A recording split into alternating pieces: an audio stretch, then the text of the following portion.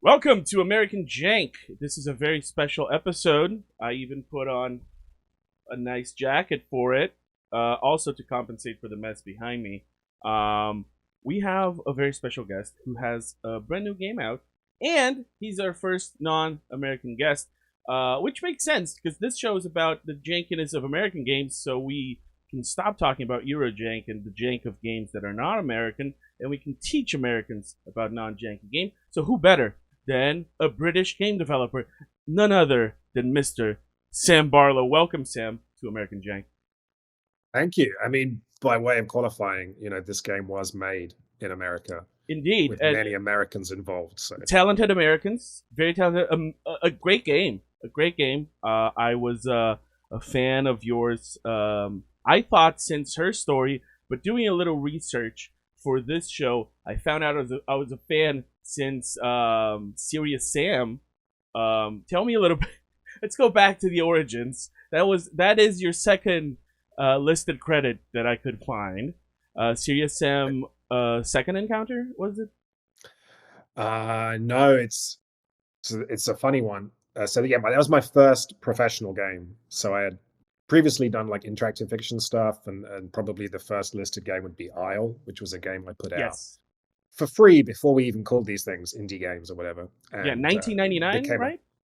yeah, that became like Wow. a little cult thing. But my first job in the games industry was all sorts of fun. It was a serious Sam game for GameCube, and so I think it was the first that maybe the only one that Crow Team had not done.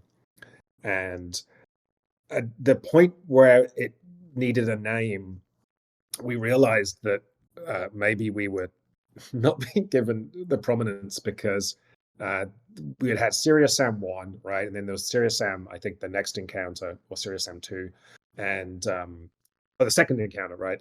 We were called Serious Sam the next encounter. So it was Yes, just kind of next like encounter. it was like Yes. it was like it's another one. It was like Serious Sam, another one. Serious Sam, I guess we've what's the number? I don't know. It's just Serious the next again. one. Ah, Yeah. Uh so but that was really fun. I was hired as an artist. So I had yeah, we don't need to go too deep into the Sam Barlow backstory, but I had been doing all this games, interactive fiction stuff whilst at college, with no expectation or real understanding that you could get a job in the games industry. Finished college, didn't know what to do, and I got a job in America at this strange.com tech company run by an eccentric billionaire. This was back before eccentric billionaires became annoying because social media didn't exist, so yes, they you they didn't would have to be listen like to them, these right? these exotic creatures you never saw or heard. And, Yeah. and maybe we should resurrect the old adage of children should be seen but not heard, but maybe but use it for billionaires. Like Yeah. eccentric billionaires should be seen but never heard Well, or yeah, read on this Twitter. eccentric billionaire was like back then he was harmless. He was like building a replica French chateau in Virginia, trying to found in-state universities and doing all sorts of fun things. Now he is one of the figureheads of Bitcoin Ugh, and that stuff. So right. but I got this job, and I mean this ties in at this company because it just seemed like it was a fun adventure to go to America and work for an eccentric rich person.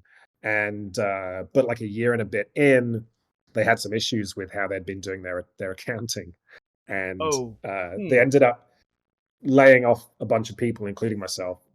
And after some other small adventures, I ended up back in the UK and was like, "Oh my God, what can I do?" And this was like the time that the dot-com bubble had burst. So people would look at me and be like, "Oh, he's a guy that does .com stuff," Yep. and all these Video game companies were people are shutting usually down. And confused with the computer people. Uh, yeah, a lot of my friends and I have gone through the experience of like when you work at a publishing company and you write about games, they think you're kind of like the IT guys. They can ask you to fix computers, things like oh that. wow, Did that's you ever great. have to fix people's computers because you worked with games back All the then? time. Oh my God. And well, the worst thing is not only do I have to fix people's computers, but I get blamed for computers.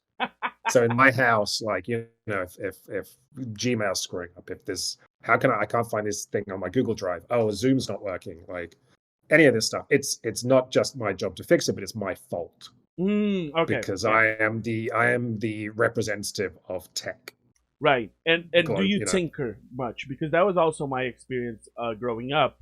Is that I was blamed in my house as a teenager because anything that stopped working computer wise was like, what'd you do? You were you were here. You were tinkering. You were doing things. You're installing a bunch of games. Now it's slow. Now it won't work. Are you a tinkerer that way, or just Probably less of a tinkerer now, I guess. Back then, I've definitely had this computer's running out of memory. Did you use up all the memory yes? with your games? And I have to explain, no, there's like storage in this memory, and no, no, Yes. these things that I'm doing are not using up things. That But was a big thing yeah, so here. that was Yeah, just the whole calling storage memory. I think I don't know if it was big in the U.S., but yes, in Brazil as well. It's memory. You're using the memory. But then, okay, you make GameCube games. You experience the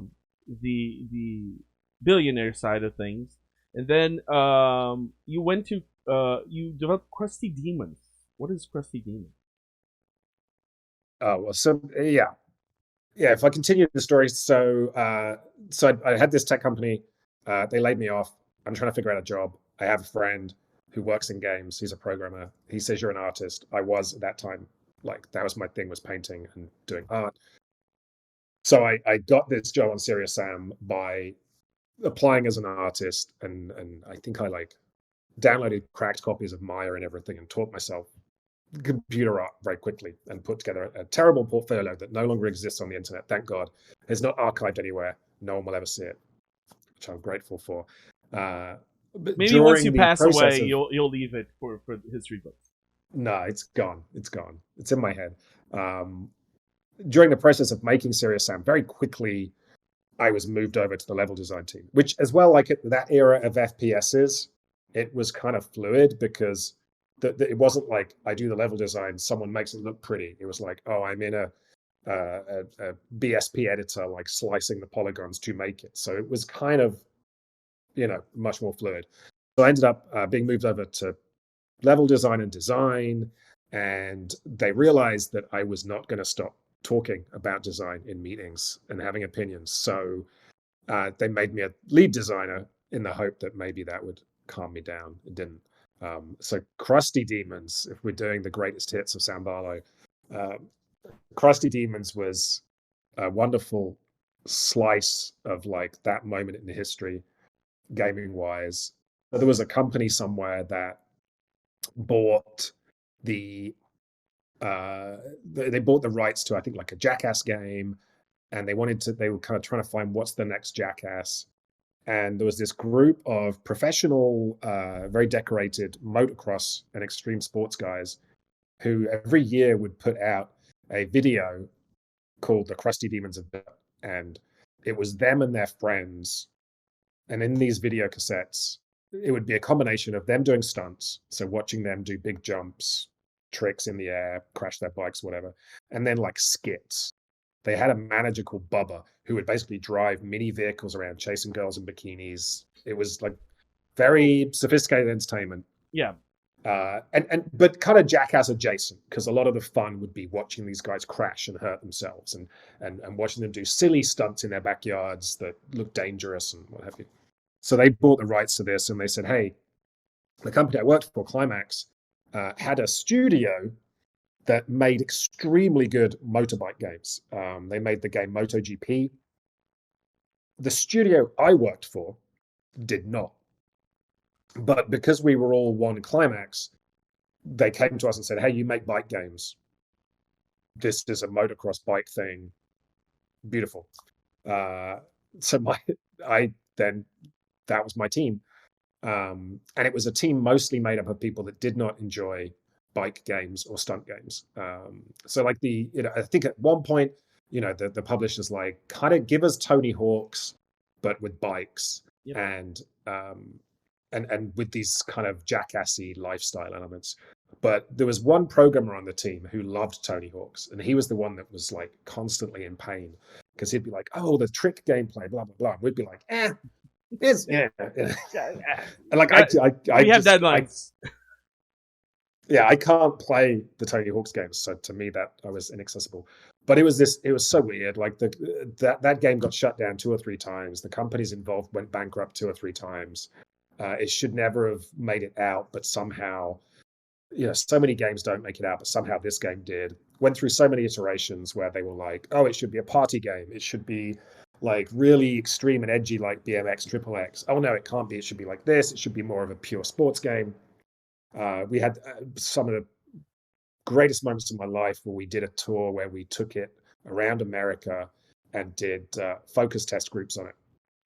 And the kinds of teenage boys that you get who are somehow free to do focus groups during the day on a weekday, it's a very select, very special group of people. It's not very, let's say, representative of the whole cross section of society. No, and they're usually drunk or stoned. Right. So we just did this tour of America, and we're sat behind like the one-way glass and stuff, and they're talking these kids through the game, and it was so funny because the guy in the room with me was the guy who was responsible for purchasing this IP, and we just kept having these kids not be aware of the IP and find the name Crusty Demons amusing. And there was one kid I remember who came up to the glass, like in a cop show, was like banging on the glass. Your game sucks. What the hell are the Crusty Demons? And this guy next to me is just turning white as a sheet because he's like, oh my God, this is my career. This is everything. But we had this moment where the only thing the kids liked was when we showed them when they were like, we haven't heard of the Crusty Demons. They were like, well, here's the videotape. And they showed it to them. The kids loved it when the guys crashed. Right. They loved all that stuff. They thought it was fantastic. So I rewrote the pitch for the game in one of these meetings as being like all about the violence and the crashing and the silliness. We repitched it to a new group of kids and they loved that idea. So then the guy was like, so we ended up making this game, and it was like, as a piece of design, it was like fascinating because we had a coder who had themselves was like this math genius.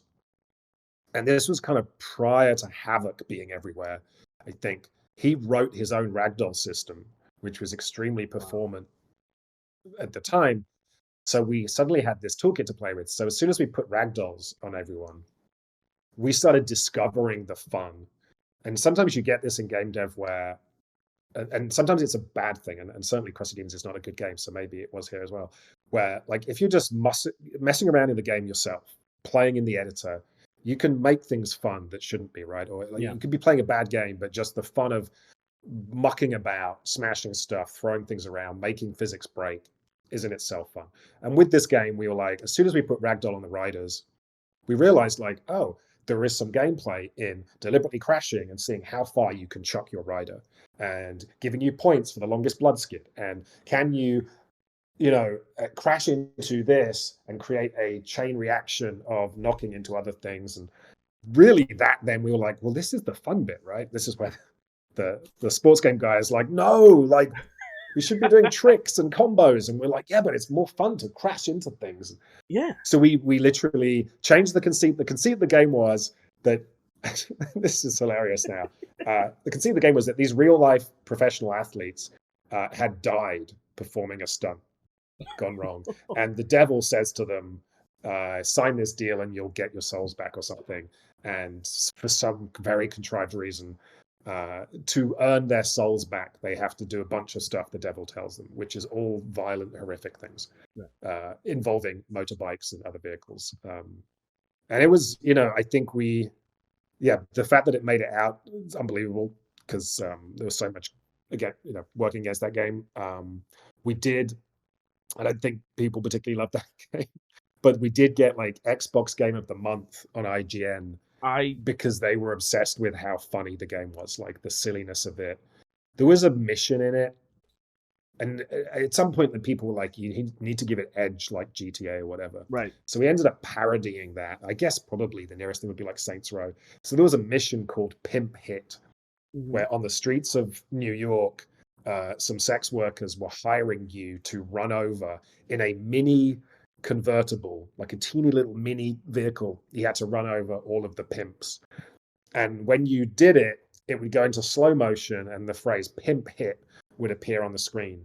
Right. And like IGN Xbox, as many as well as other people, just found the ridiculousness of this a lot and found it hilarious. And so I think they also acknowledged that the focus on physics-based carnage as a gameplay thing was, in a way, innovative. So we got like Game of the Month. Yeah. Caveat being, at this point, I think the Xbox 360 was out. So us Yes. being the best Xbox Game of the Month was like... It is crazy that you actually released an Xbox game back, because the date I have here is 2007, and like Microsoft was out of there by 2005. They released the 360, and they were like, buy Xbox. But you guys were, it was probably too late to switch gears and into a new platform, I guess. And because of that, I have never played Crusty Demons. If I had, you are not alone in that. I bet, but it would have been nice to have it here today to kind of show the people at home Crusty Demons with developer commentary. But I'll certainly check it out and do a video on it later. But something that you talked about there, and I think that ties into Immortality and the more author games that you've been making as of late, is the letting the player find their fun, letting the player mess around with the game, and I played Her Story, played Telling Lies, and of course I played Immortality.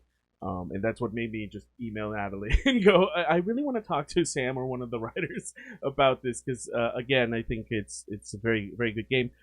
But I think that it improves on the non-linear storytelling of the last few ones with very clever design. And I just wanted to ask you how much of the invisible hand of the design is there, because I feel like after a while playing the game and then going back through all of the film and things like that, how much are you locking away of like, oh, you're not going to get to this before you spend some time with there are kind of like invisible chapters there in the story of Maria Marcel.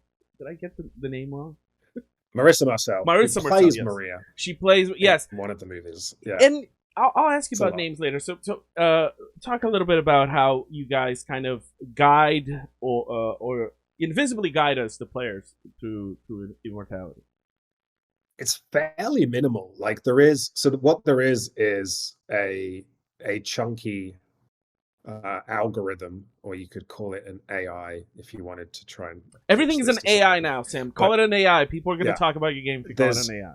There is a cinematic AI, an artificial intelligent director, that when you click on it, so I remember, like, I think David Cage was like, in the future we will have like an AI Scorsese, and so we did that. Like we went and made an AI Scorsese. Oh man, David Cage must be so jealous.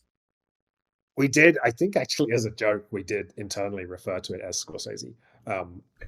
But the core gameplay of Immortality is the ability to pause a piece of film at any point and click on a face, an object, a prop, and it will then cut to another scene featuring that. So this is like interesting and different to how the previous games worked in that, and I think what you're saying is true in that, like, player freedom, player agency is exciting to me, and actually player expressivity, I think, is the key in that, so here you have a system where you're giving a huge amount to the player. You're saying at any point you can stop, click on anything ish, right? And we will respect that and do something interesting with it. So you have this huge amount of room to express yourself and determine what you think is interesting, what you want to click on, what is, pick the frame of the movie that you think aesthetically is best. But then the interesting thing here is, on doing that, the game then decides where to take you. So it becomes this interesting dance between you and the game, where you're both trying to create a fun sequence, right? A fun flow. And so what happens when you click on it is there is this AI Scorsese that is saying, right, I clicked on, a cup of coffee, a more mundane example, and I'm going to look at all the other places where we have a hot drink or a cup of coffee, and I'm going to decide where to go. And this AI is, making aesthetic choices. Like, I think this is a nice shot to cut to. I'm trying not to step on dialogue so that it's a clean cut. Um, then it's also looking at like, what is the player doing currently, like story wise, thematically? Is there a place to jump to that might continue a thread? There are some considerations in terms of spookiness and things, but it has like a bunch of things it's trying to weigh up in choosing where to go. It's trying to, in some ways, make sure that you're seeing interesting, fresh things where it can. Um, and there is a minimal amount of gating in this game where, and it's very loose. It's like there's a couple of very small things which are weighted against being seen, and it's mostly like the opening hour, depending on how you play. It's like until you've done a certain amount. So if you go real fast, it'll not really apply. But like, just there's a couple of things it holds back that may or may not be confusing if you were to kind of drop into them early on. But generally, it's similar to the other games in that you can pretty much go anywhere. Like, it's a big, it's. I always make the comparison, which I like, but maybe slightly pretentious, of like, the games that I think of when I think of making these things are games like Zelda Breath of the Wild. It is like, how does Nintendo deal with giving people freedom? How do they pay attention to the minute to minute game feel whilst doing that? How do they deal with, like, I think I had the same challenges in finishing a game as Nintendo does with a Zelda game, in that what we love about a Zelda game is the freedom and the exploration. And at some point, we have to stop exploring and doing silly things and go kill Ganon.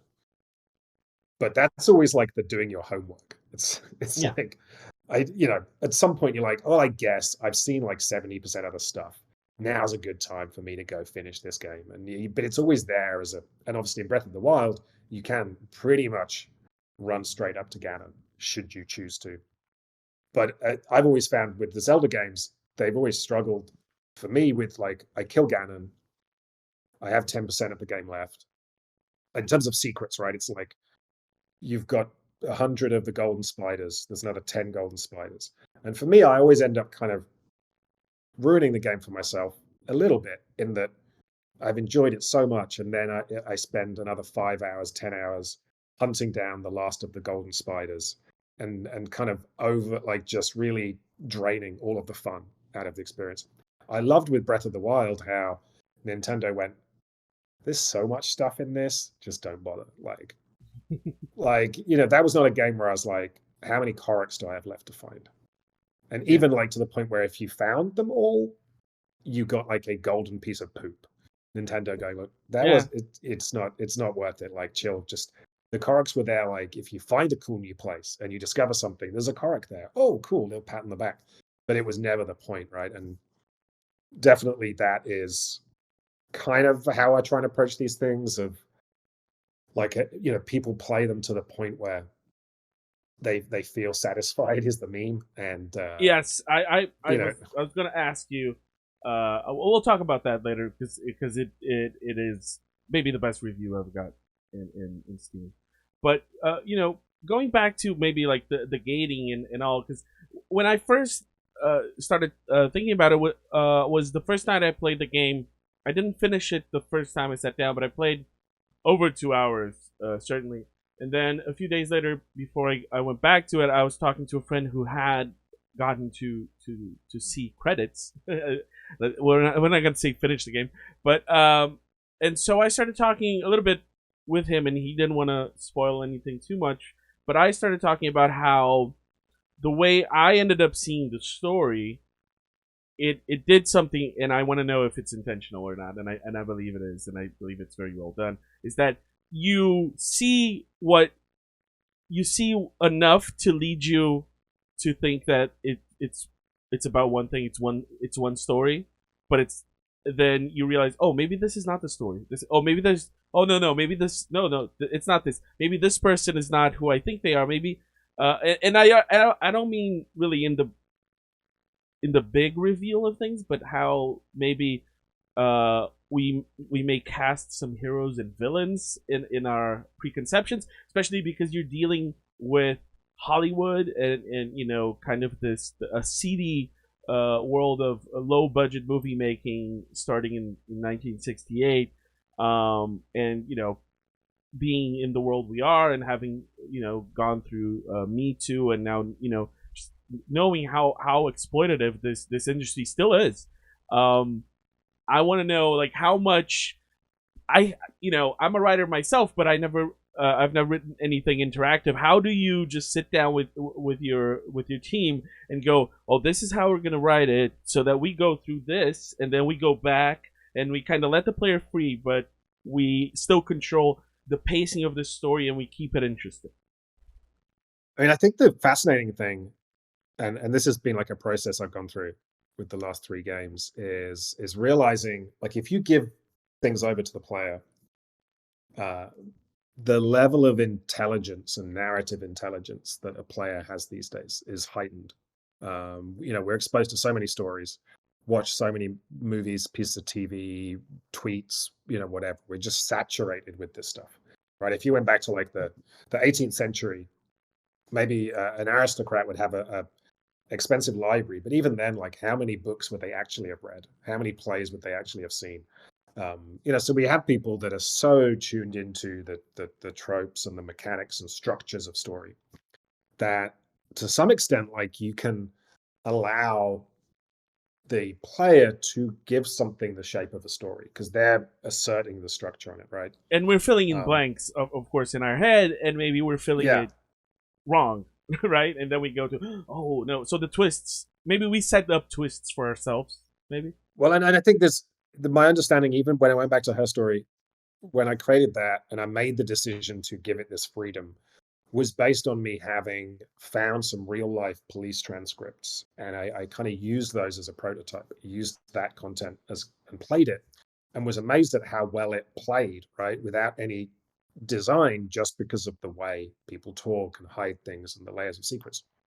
So my initial thing with her story was like, if I just create a story that has enough layers, if the characters are lying on some level, inherently these things will, this richness will kind of emerge. And then, and I created a bunch of systems to actually interrogate the gameplay and the script to make sure it was all connected and things. But, where I'm at now is, if you're telling a story that has multiple levels, as clearly even just out the gate Immortality does, where it's like, there's the story of the movie, there's the story of what's going on in the cast, there's this meta question of Marissa Marcel, there's some other stuff.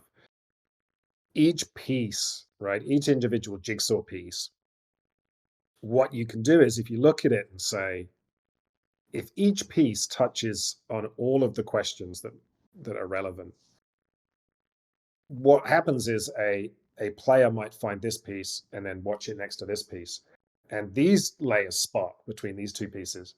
But if I'd actually got this piece and a different one, these different elements would have kind of fused. And so if you have enough going on within it that is thematic, that is plot, that is character, then it's a bit like, what is it? If you if you chop a piece off someone's body, right, and look at their DNA, it contains the bigger picture, right? It contains everything. And Yes. so you could, in theory, rebuild their body from that. And so there's that element here of, and so what I'll do in the writing process is identify what thematically is happening in this. What are the themes we're exploring? What are the character questions and these different beats for the characters? What are the kind of textural details? So to be less spoilery and to use Telling Lies as an example, because that's Uh-huh. older. Like in Telling Lies, the core, the point of that game was for me to work through my feelings about how law enforcement worked, the extent to which the state was intruding upon our private lives through that, and how technology was intruding on that. and how that related to more primal questions of relationships and trust. So, in a very simple breakdown, we had three themes, which were control, uh, intimacy, and trust, with these kind of big picture things. And then for an individual character thread, we had four main characters. There's Logan's character, and then we had Carrie, Alex, and Angela's characters. And each of those characters had a core storyline. So with Carrie's character, it was the question of her being in a controlling relationship with her husband, and when he is called away to go do this undercover operation, how does that work? Does she regain some control over her home life? Does it change the dynamics of their relationship? So early on in like her chronology, you would have the question, now that her husband is physically distanced from her, does that allow her to regain some level of control over her life that was missing? Um, and so basically every piece of that story, you could look at any given clip of Telling Lies, and each scene will in some ways address, deal, or touch upon themes of control, intimacy, and trust. A scene which contained Carrie would also have something meaningful to say about her larger story. So, in this moment in time, what is happening or changing across this scene, which affects this question of, is she going to regain some control of her life? Is there some way in which we're seeing this freedom she's feeling? Is there some external force like her mother's arrival, which is intruding upon that and actually shifting the power dynamics, but still reasserting the status quo? And you have Logan's story and then textual details. So in that game, I was fascinated by the texture of webcam conversations and what they did when it came to kind of intimate conversations. How does having a relationship over a webcam feel different? What are there are interesting questions of like eye contact. So, if you're having a webcam conversation, to feel like someone is having eye contact with you, which is very important, that person has to look at the camera. Yes. You can't actually have two people sharing eye contact because they would both be looking away from the screen. All these kind of interesting things about the body language of webcams. So each scene would also be like, what is a little interesting element of the texture of webcam filming that we would touch on. So every scene would have all of these little pieces, so that if somebody was really into Carrie and they kind of dug into her story by chaining clips of Carrie, maybe they are then putting together her story. But if they were actually engaging on a thematic level, maybe they're jumping between other different scenes and seeing this recurring theme of control and how people play with control. So the question I always get asked is, well, how does your story work if people can skip to the end, right? Doesn't that break the story if you don't have control over the structure of it? And to me, that is plot. And plot is simply the order of the information. And clearly, you can point to examples of, there are many ways to order the information, right? You could do a pulp fiction where you're like, there's an emotional charge that comes from seeing a character die halfway through the story and then cutting back to earlier in the story, right? That gives you an emotional charge. It doesn't break the story.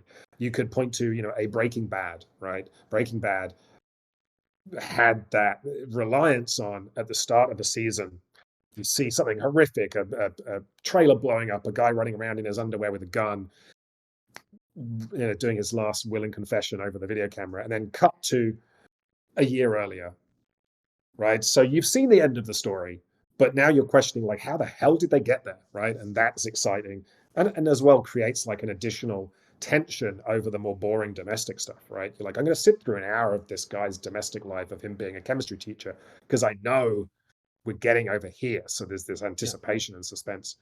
So to me, like the cool thing with these structures is different players will access different information in different orders. So they will get a different plot or a different understanding of the plot. But really, to me, the truth and the interesting stuff is the character, is the thematic stuff. And so that's that's the thing that builds over time. Like you can only truly understand a character when you have more of the pieces, right? Just a single event does not define a character. The Yes. lead up, the why, the where, the how, all of those things have to come together. So to some extent, the way we design it is to be thinking about the bigger picture. Here is a character with a rich, deep story. There are layers to their character and their story. Here are these other things that happen. And then when we break it down into pieces and deconstruct it, you're just making sure that there is a layeredness and a richness to each of the pieces, so that when people then come to it, they have different routes through it. And when they, arrange things in an order that we can never anticipate, and some of that will be subjective, random, just the inferences they'll make. If a person chooses to skip out of a clip straight away, or if they watch the whole thing exhaustively, like there are so many different ways this content can be combined. So really, for us, it's about facilitating that and allowing it to feel meaningful as they kind of move through it. And speaking about now, the opposite of through development and having people play it, and now you even have a feedback option in the menu. How much did you actually realize that? How much could you play with? Oh, most people are very predictable when it comes to these responses to this story. I mean, people are never predictable. I really struggle to watch people playing the game. I get so nervous seeing people play the actual game, so I don't really like drop into Twitch streams and stuff. But um, when I see, and I'll drop into like people's like explainers, or like this is what I think's happening, and I will always be surprised. There'll always be some take where I'm like, wow, okay, like that's valid. So I always try real hard to not like step on, like to express anything that would screw over people's and their own interpretations, because it's all valid. But I mean, the main thing we do is everything is numbers and math on these games. So there's a level of computer play testing you can do where I'm running computery things that are looking at how connected stuff are, right? So in the case of like a Her Story, where it's about the words, the computer would say, this clip is really hard to find because it's only using very rare words, or it's using words that have kind of been used up in the earlier clips. So then I would have to go in and iterate and tweak the word use, and it'd be like, oh, there are 7 clips that use the word marriage. So, but the player will only see 5. So pick 2 clips that feel less relevant to the theme of marriage, right? And then I'll tweak them. And that's like a really fun process, because it doesn't require me to be like big brain, here is the plan, right? A lot of game narrative is these complicated, tree structures, and it's a horrible way to write. Like it's not fun because you're not thinking about character and letting things just flow. You're too busy going, oh, if they make this choice, oh man, that means we have to branch and we have to track this, and it's very complicated. But here it's very sculptural, it's very iterative. The computer will just keep pointing out, oh, the game would be better if these were more balanced, right? There's this word you're using, use it less, or combine. There's 2 synonyms for this one word. Combine them into one, and everything will be much more connected. So we're doing all that. Have a similar thing with Immortality, where we would input the screenplay, and it would pick up on like what objects were in the scene, people, etc., things that were called out in action lines, and it created like a giant text version of the game that we could play and kind of test things out. And then, I mean, this one's kind of different and interesting because it has this element of the dance with the game, where the game is picking where to go. So that was something where we just had a lot of people play it, and we get all of their data, so we can see, you know, chart how they moved through the story, see what clips everybody hit or didn't hit, how quickly are they moving through the story, how quickly are they hitting certain surprise elements or layers to the story, how quickly do they hit credits, all these questions. And then, so this was one where we were able to look at those numbers and tweak the Scorsese algorithm. So it'd be like, oh, the Scorsese algorithm should, push be we should prioritize making things fresher for people, or it should, it's there's things it could be doing here. We actually removed some complexity from it. There was think that was maybe from the music system. There was a point where like the every object you clicked on also had a set of values attached to it, that would associate it with certain themes and things. And the game was, I think it was tweaking the music Mhm. to reflect that, and maybe was also tweaking your destination. Maybe still does that. Like, so I think the things you're clicking on will also determine what Scorsese wants to take you to, right? Yeah, what I've But we found that noticed, like with the playing, and maybe it's in my head, but there's certainly a music theme of yeah, there's nothing here, man. You've done it, go somewhere else.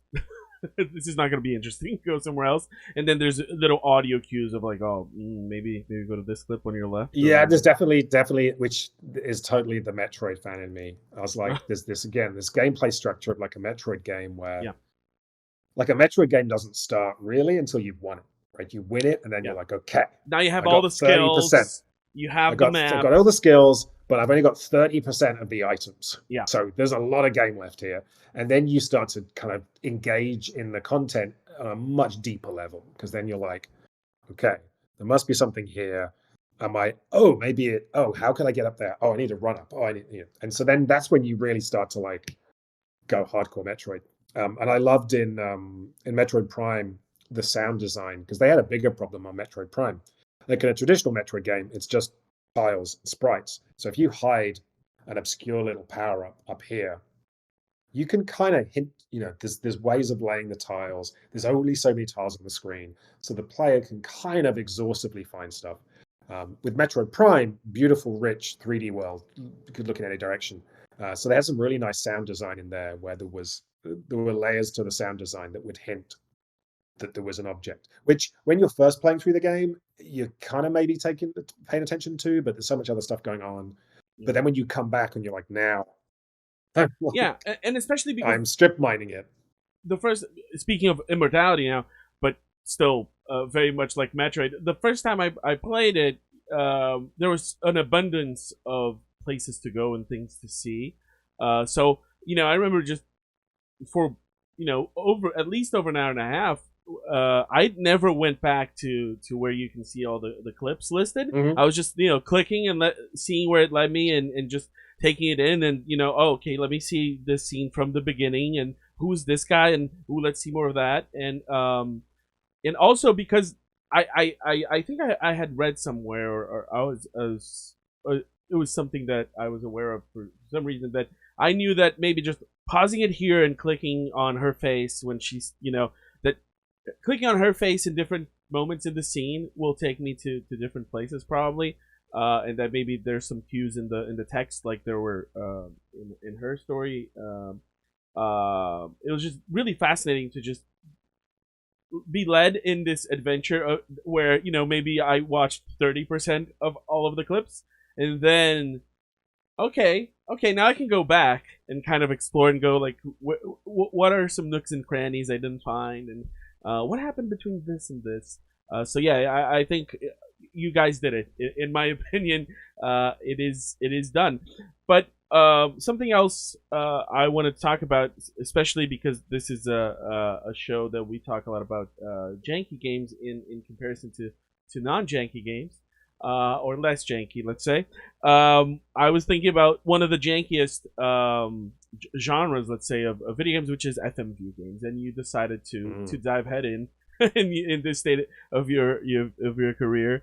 It's like you're the FMV. You make the good FMV guys, the art house FMV games.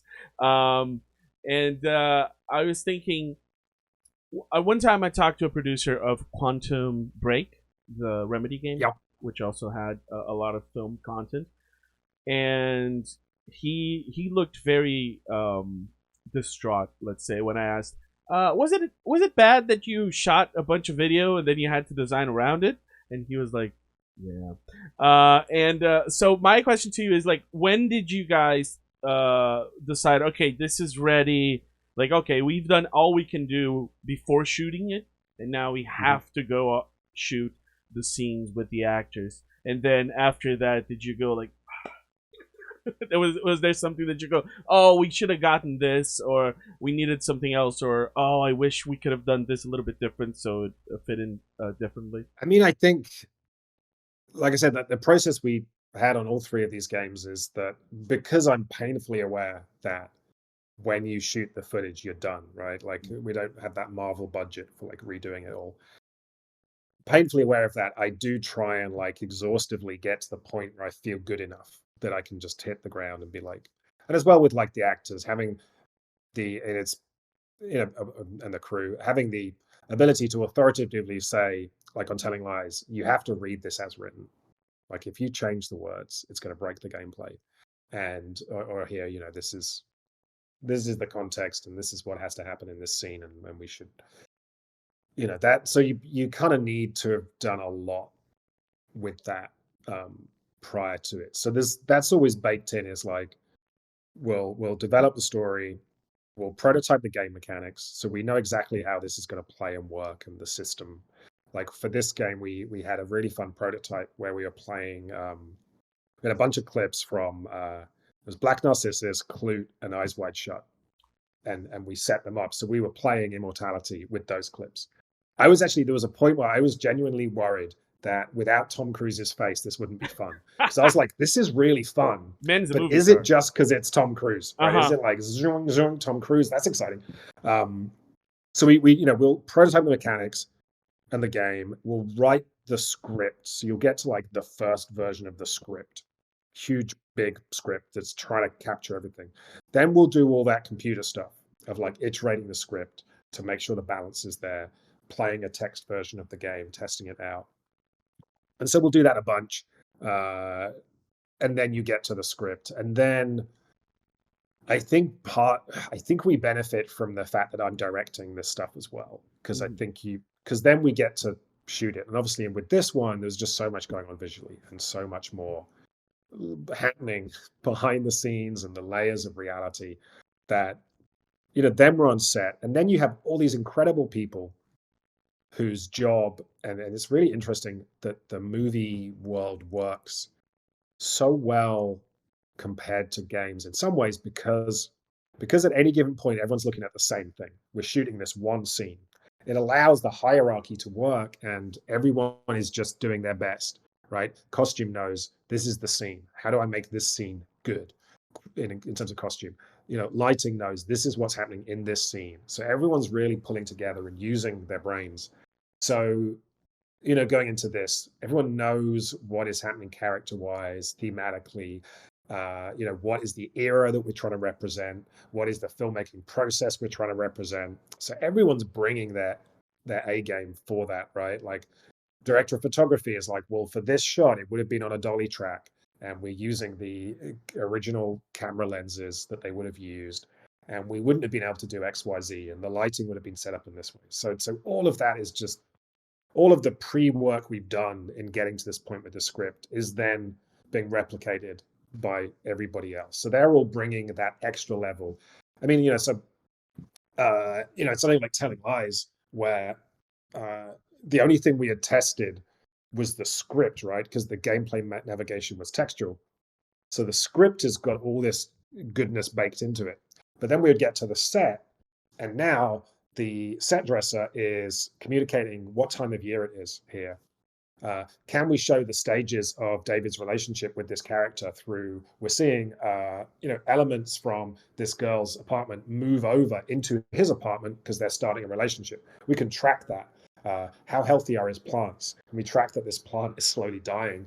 Symbolic. Make sure that the colors are making sense so that the colors in this scene might be reflected in another scene, that there's this continuity visually. So everyone is adding on top of what's already been balanced, adding extra levels. And because we have this deep well of background and story to draw upon, everyone is kind of pulling into that. So you're just finding ways to just keep cramming in more things for people to pick up on. And it might be that this detail is something that only 5 people see, right? Or some people are only really digging this particular layer, but it's all there, and it's just creating more opportunities for things to spark.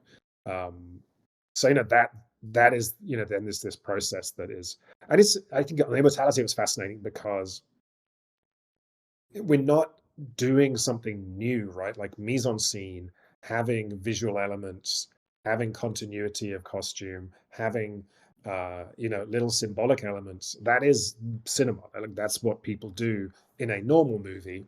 The only difference is that we're kind of weaponizing it as a gameplay mechanic here. So, it's kind of, it's like I say, it's part of people's craft. You can talk to the set dressing people and talk about things, and so that usually it's not what you're saying. It's not like you get there and go like, don't, like, oh my God. It's kind of getting there and being excited to see the extra stuff that people are bringing Oh, in totally. that I was meant not, after you get back to sitting down, like we shot all the footage, we edited, and then you're tweaking something gameplay wise, and you go like, oh. Yeah, I mean, that was when I first started doing this stuff, that was the thing that blew my mind. And it's obvious, but it had to be something I experienced, which was I'd been used to doing motion capture and video games. And on a video game, the reason every video game runs late is because you can tweak it forever. You can always fix things, you can always change things. So, on a video game, the final month of development, I could be like, change that character's hat, move the light over here, lift the camera up an inch. Oh, we're going to change the field of view on every single cinematic camera in the game by 5 degrees for some reason. Sure. And I remember being on set, and I think it was a hat. It was something like a hat. I remember the costume person coming up to me on this shoot and being like, okay, you need to decide right now. Is it this hat or this hat? And part of my brain was like, why is this so important to them?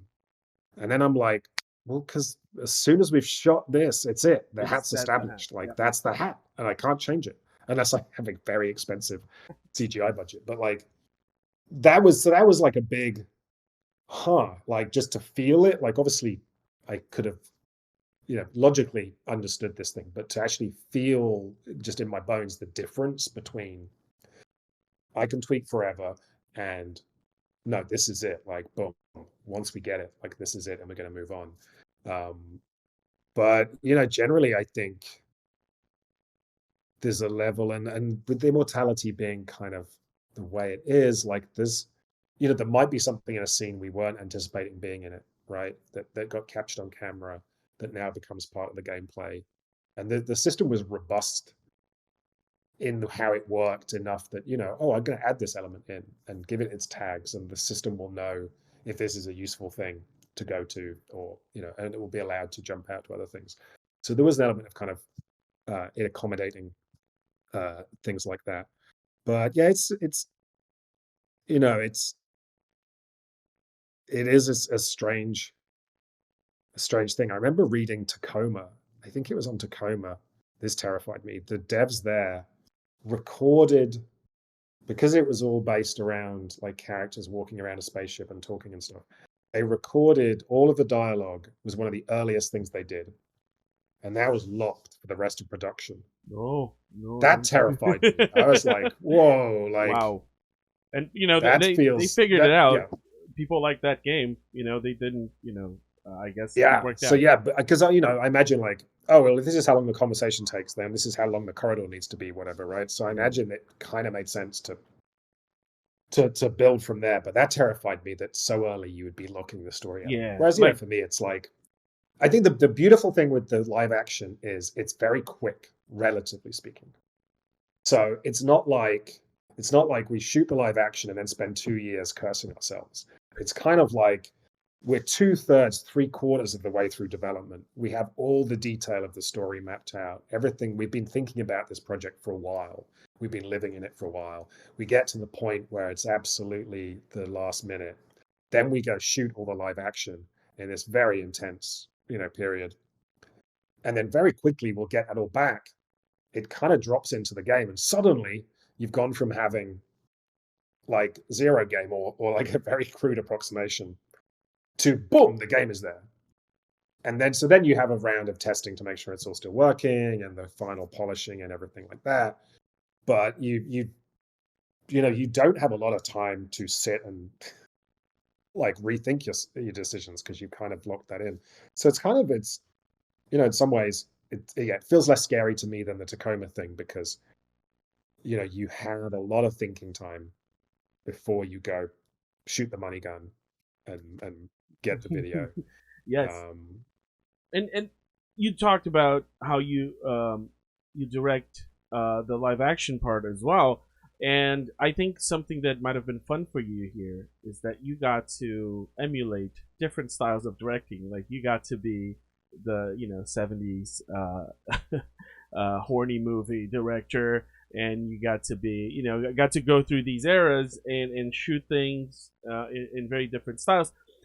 And one thing I assumed, and maybe I'm wrong, is that there were parts of the game where you shot something in a way to make me look at something, and if I fell for it, I was just a stupid, very stupid person.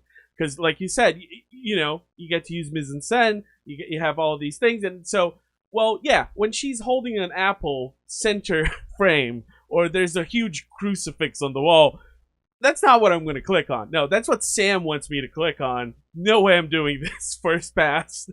I'm going to find something in the corner, and usually there's something there. Is that something you were aware of like, let's frame this in a way to kind of pull the attention over here, but kind of reward people that don't go for the most obvious thing?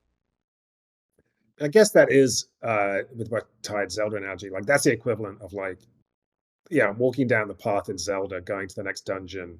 I'm not going to go to the next dungeon. That's where Nintendo wants me to go, right? I'm Yeah. going to go and look at that weird little tree over there and figure out what's over that hill. I'm All going to right. go in the opposite direction. Was it Elden Ring, right? Yeah. Everybody in Elden Ring goes south Yeah. because they're being told to go north.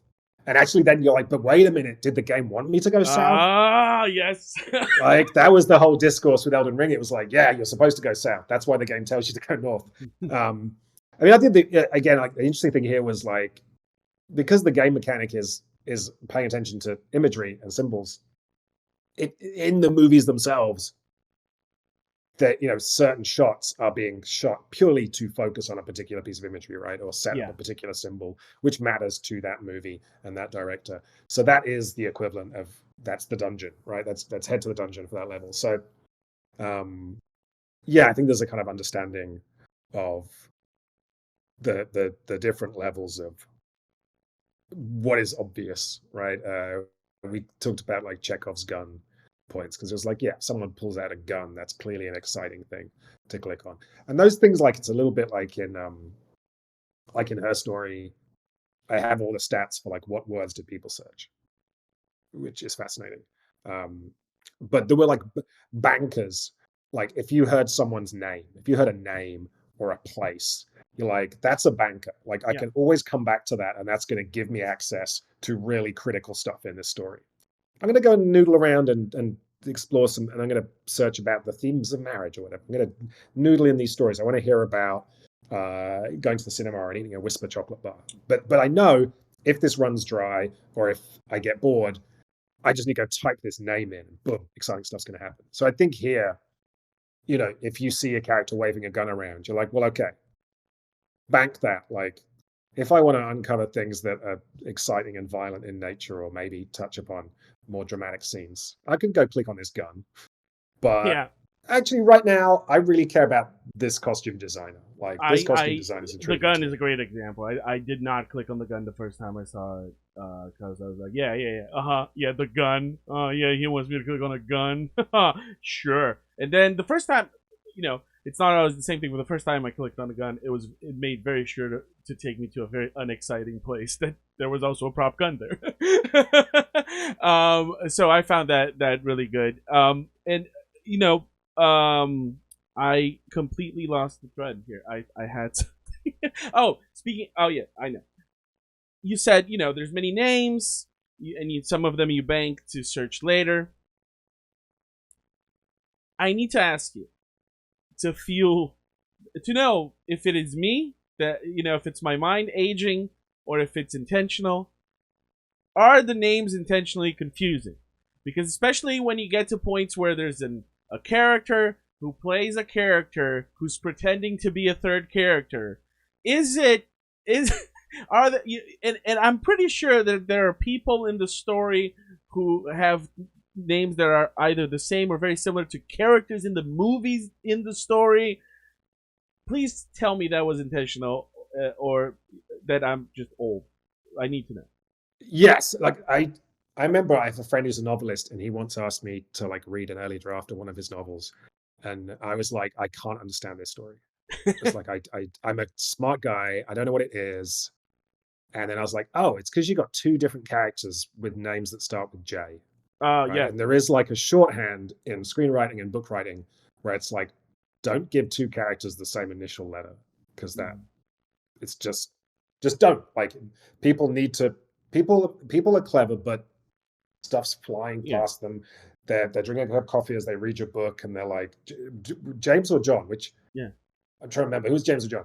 So yeah, definitely here with the names, with the characters, like we're obviously having fun and interested in that fluidity of where does the character begin and the actor begin?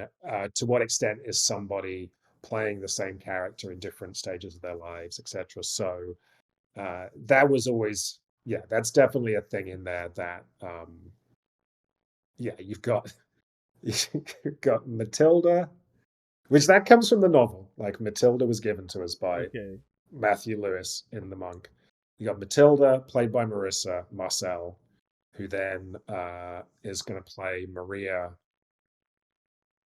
in Two of Everything. Yes. So there's a bunch. But then she will also eventually do the performance of the other character who's pretending to be Maria, and then yeah Heather. That was one that was not intended, and someone pointed out to me was Heather is the double in Two of Everything, and the very first gig that Marissa gets is she's advertising soap that is called Heather.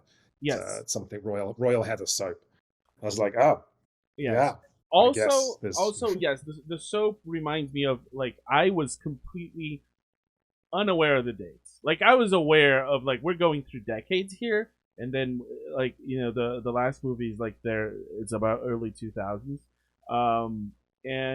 But then it was only when the commercial showed up, like I found it, I was like, wait, when was this? I was like, wait, that doesn't. She's been alive for how long? What is the name? What is the name of this game? Oh, so maybe there's some stuff I just didn't pay attention to. So because now going back through it, I go like, no, it's all there. The dates are all there. I did hear someone say that they thought that the dates changed after a while. So can you confirm or deny that you're I don't think gaslighting they us? But I love that. I mean, the worst thing I ever did, and I can't decide still if this was a good or a bad thing, was on Telling Lies. The framing device of that is that you have a character that's stolen this footage, and is aware that in like 6 hours the cops are going to show up. Like they only have a few hours to look through this footage. And I was going into this, I had been really surprised that when people played Her Story, partly maybe because it had achievements, partly because it's a game, partly because people just were interested. How many people 100%ed that game? Like how many people dug and dug and dug? So I wanted to kind of give them encourage them to chill. Like what you described of how you initially played Immortality is how I play. It's the rabbit hole. Yeah. Like you just like, oh, there's all this cool stuff and I'm jumping through it. So with Telling Lies, we set up this framing device of like, this character is in a hurry. Someone is going to come and arrest them. And it had on the fake computer desktop a time that would pass. And now that was fake. Like we were progressing the clock as you were watching stuff. There was some cleverness to it where it would appear to be going in real time, but when you weren't looking, we were progressing the clock so that you were getting like 6 a.m. or something was the time at which the game would end. And so we were progressing it. Like the time you could sit and play that game for 100 hours and the time would not run out. But I wanted to give you the sense things were progressing, that there was like a forward momentum, that you know, there was an urgency. So, I mean, again, it's the Zelda question, right? Link, you must kill Ganon now, otherwise the world will be destroyed. You have minutes to spare. And you're like, no, I'm gonna go over here and collect some rupees. Yeah, fun. GTA is like, I need you. You gotta come right now. The cops are here. It's like, oh man, I want to go do some taxi missions. Yeah. So we were playing with that. So many people reached out to me and were like, I was so stressed playing Telling Lies. And at some point in Telling Lies, you get a button that essentially allows you to finish the game. Right. And so many people were like, I pressed that button because I was so terrified that I was going to get caught and I was going to lose the game and I was going to get game over. Like I clicked that button and they were like, oh man, it was so harsh that that game had a limited time frame in which to see everything. Like that was so hard. It was so challenging. And I was like, this, okay. I was like, it's fake. It's fake. It's just You there bought it? as a You little bought that? I detail. win. But it was, I mean, I kind of didn't win because I didn't want people to be too stressed. I just wanted it to be like a gentle thing. Right. This game is much more gentle. So there's some, yeah. So sometimes I do that with this one. Yeah, it was this one. It's like, just get as obsessive as you want to. And like you say, there's details that some people never even think about. Like, you know, dates and clips and stuff. Some people will be like, okay, this was on the 6th of February, and this was something that happened on the 9th. What happened? I got to find a thing. Oh, but if I, like, there's some people that get really into those details, and that's completely valid, right? And then there's other people that are like, oh, I didn't even look at the dates. I was just enjoying this, and I had it all in my head. So, speaking of us creators, the players, you know, just imbuing the game with maybe things that aren't there. We have the clapboards, which I thought, like, everything that I clicked on was like, oh, there's the director's name. The clapboard this time it's upside down. Like, and then later, I don't think the game was taking all of that into account as much. But that leads me to one question we got on Twitter from Steve Kim, that he wants to know if you had a clapperboard before the clapperboard that said Immortality, and then you started shooting, and then you had an actor clap a clapperboard, or if you just used the clapperboard that is in the fake movies of the game. He needs to know. this was such a headache. Because I mean, the fictional clapperboard you couldn't use, right? Because that has a specific take. Yes. You know, if we're doing 10 takes of take, yeah. So you needed to clap fictional reality, and then right? clap. But the bigger thing, which only became apparent, actually, to be fair, our DP called it out early on, but then it became apparent once we hit the ground, was if you were a camera operator or anyone, like if you're the sound guy with a boom, you have muscle memory from working in film for 30 years. When you hear cut, you wait a beat and then you kill the camera. Or you wait a beat and then you drop the boom mic, right? And obviously we have a situation here where every scene, usually, someone yells cut. And it, you know, didn't happen too much, but there are situations where you yell cut and makeup rushes back on because they want to get ready for the next take. And you're, oh, or boom mic guys like, okay, moving along now, or the camera kills the camera, right? And yeah, so we what did we come up? We tried and didn't work. We tried coming up with different words. Is this a case of safe word cinema? Is that what you're saying? Is like if you're shooting movies inside movies, guys, we need to get it with a safe word here so we don't cut. We tried it. I think we had some people that would shout out our directions in Italian, which almost made sense, but that didn't really hold. It was a process of adjustment, but yeah, there's like a whole fascinating rigmarole of having the real life camera operator, the camera assistant, come in, slate, and then as well, because like sometimes you don't want to slate the real camera in the same place that you would slate the fictional slate. Sometimes you're doing a tail slate in the fiction for a particular reason that might not apply. It was so complicated. All right. So the answer is yes. There were multiple layers. There was one famously, the actor who plays John Derek loves to regale everybody with the fact that we were shooting a particular scene, and an actor who was a day player, who was only in it for the day, comes up to him and says, "Oh, could I just ask you some questions about this scene? I want to think about what my character's doing." And he's like, "No, no, I'm the director of two of everything. You want to go speak to the director of Immortality over there?" Because Awesome. people, because again, like, Yeah. if someone shows up for one day on this project, they don't know what the fuck's going on. They show up and they can see a director and they can see a camera assistant and they can see, and how did they don't realize that That this is is all very fake. good. And he Because looks we were very trying, like, directorish.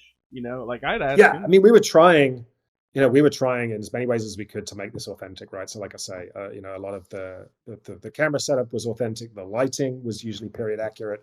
Obviously, the sets, and again, because you're sometimes seeing more of the set than you might in the movie itself, like, we're having to make sure that the carpentry is correct, right, and that the various pieces are correct. So yeah, if you show up, it's a very strange But you kind shot of. it all in digital, right? You didn't go back to period cameras. No, the cameras were not period. Yeah. Like I said, the glass was, the lenses were.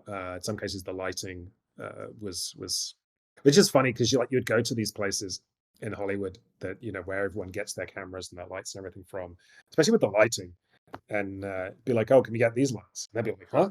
Do you not want like the LED super duper duper whatever Yeah. thingy?" And they'd be like, "No, no." They'd be like, "Well, I think we still have some that work, like It's in the back back here." somewhere. Yeah.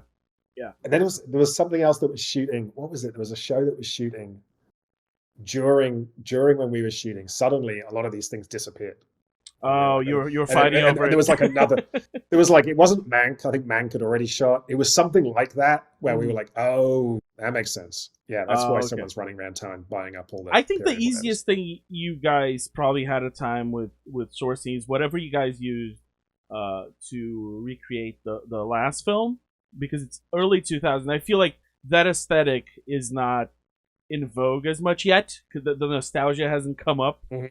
yet.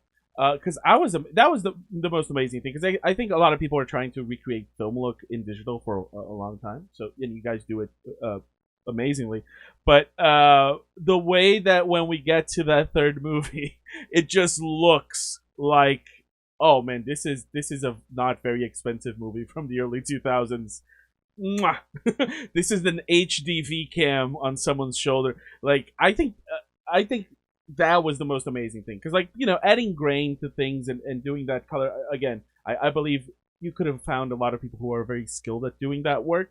But how did you go about? Did you have to find a guy who does that? It's like, we have this Adult Swim guy who makes things look a little bit shittier. I mean, there was definitely some of the stuff with the digital video bits where, and I had the same thing on Her Story where I shot Her Story on like just a consumer camcorder in 2014, and it looked too good. So Mhm. to me, to make it look like a police video thing, it was kind of degrading it. So there were some questions of like, oh, obviously with the 90s stuff, we could use real pieces of technology from them. And we kind of mixed and matched. We didn't end up using the actual mini DV cam for the rehearsals, but um, But it looks like yeah, I a think lot that of stuff. just like the how the light blows out and how there's some compression artifacting. That it's I mean, that was, we had an incredible colorist who really laid out like, these are all the different looks and Mhm. these are the imperfections and things, and kind of dialed into those. We did have, you were saying about the grain, like we did have like a whole ridiculous. I mean, it's so funny. Like, you make a game like this, and everyone's like, "Oh, you're just playing videos. It's easy." To have to sit down and think about frame rate and think about game engine frame rate versus video frame Oh, rate versus video playback frame rate, and then we were dealing with some variable frame rates here, and obviously all the aspect ratios was fun, but like the grain was. We ended up doing some tech, which apparently is what some of the streaming people do on high end devices anyway, which is like, take the grain out because so it doesn't get compressed, oh and yeah, then yeah. Because re-add the grain, yeah. grain, re-add the grain in real time. Like, I mean, I love the HBO logo. is the worst logo you could conceive of for a Yes. streaming service, right? It's like whenever I start an HBO show, the first 2 seconds are just like mosaic. Yeah. Because you're throwing static at the screen. Like It the is algorithms terrible, cannot. and especially with the streaming thing where it starts in a very low bit rate and kind of buffers up. That's the part that is always in the low bit rate. Yeah, I've been doing some video restorations, and yeah, you just apply grain at the end because whatever process you're going to do is going to ruin the grain.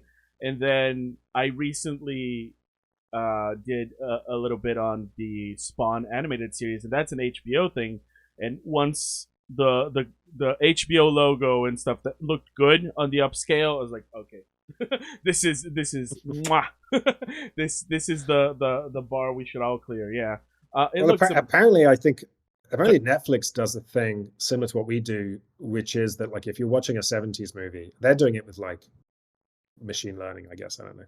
If you're watching a 70s movie with like the real heavy grain, it is the compressed version that's sent to the television does have the grain stripped or like cleaned, and the app adds it, and it's procedurally adding some grain. I don't know exactly how they do it, but that was like we went down a whole rabbit hole there of like needing to, again, like people are like, you're just playing a video, and it's like, okay, no, we're having to dig into like what even is grain, and it's like, oh well, there's the original negative where the grain reflects the actual literal molecules of stuff, and where the light hits them, they're being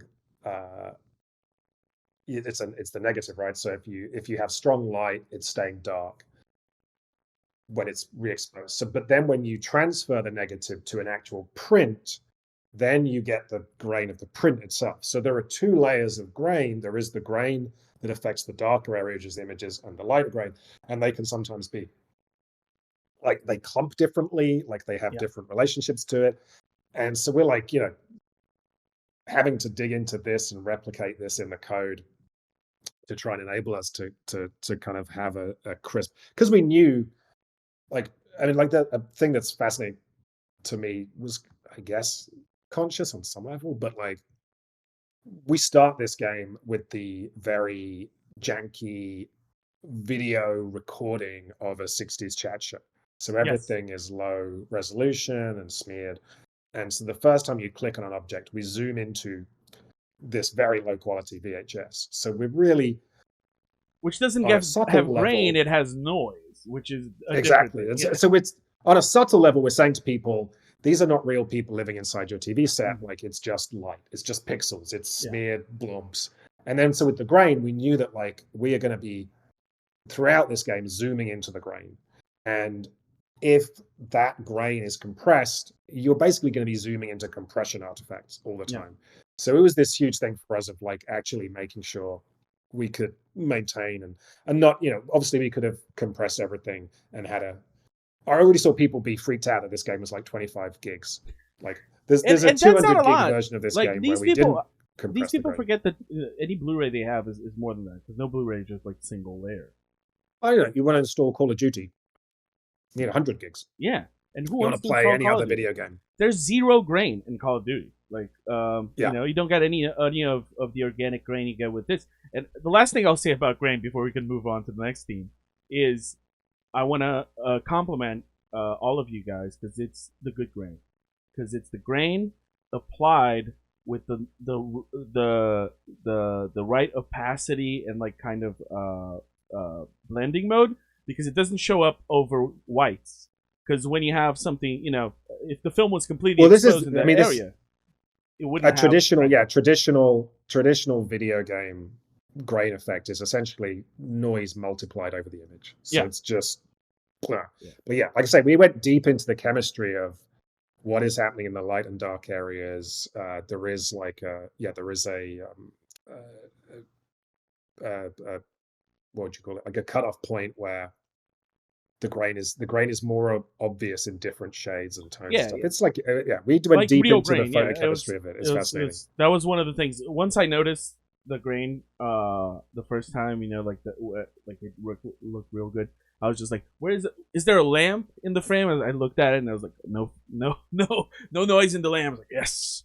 They know what they're doing. And speaking of analog media, this is the first game you have where we're messing with diegetically analog media, and there's something so fascinating about it, and you really use it for great effect, because we can move things forward and backwards in different speeds, and you really reproduce that feeling of handling analog media, be it film, be it a vinyl record you'd Mhm. spin backwards with your finger, and just having that visceral connection to what you're playing and experiencing there is just so great. So I just wanted to talk about how was that something that just came about because of the story, and then you realize, well, if we're going to talk about movies and stuff, it would be cool to have a moviola as the interface and not like just a computer as in the previous games, or was that something that came up before actually having the story of like,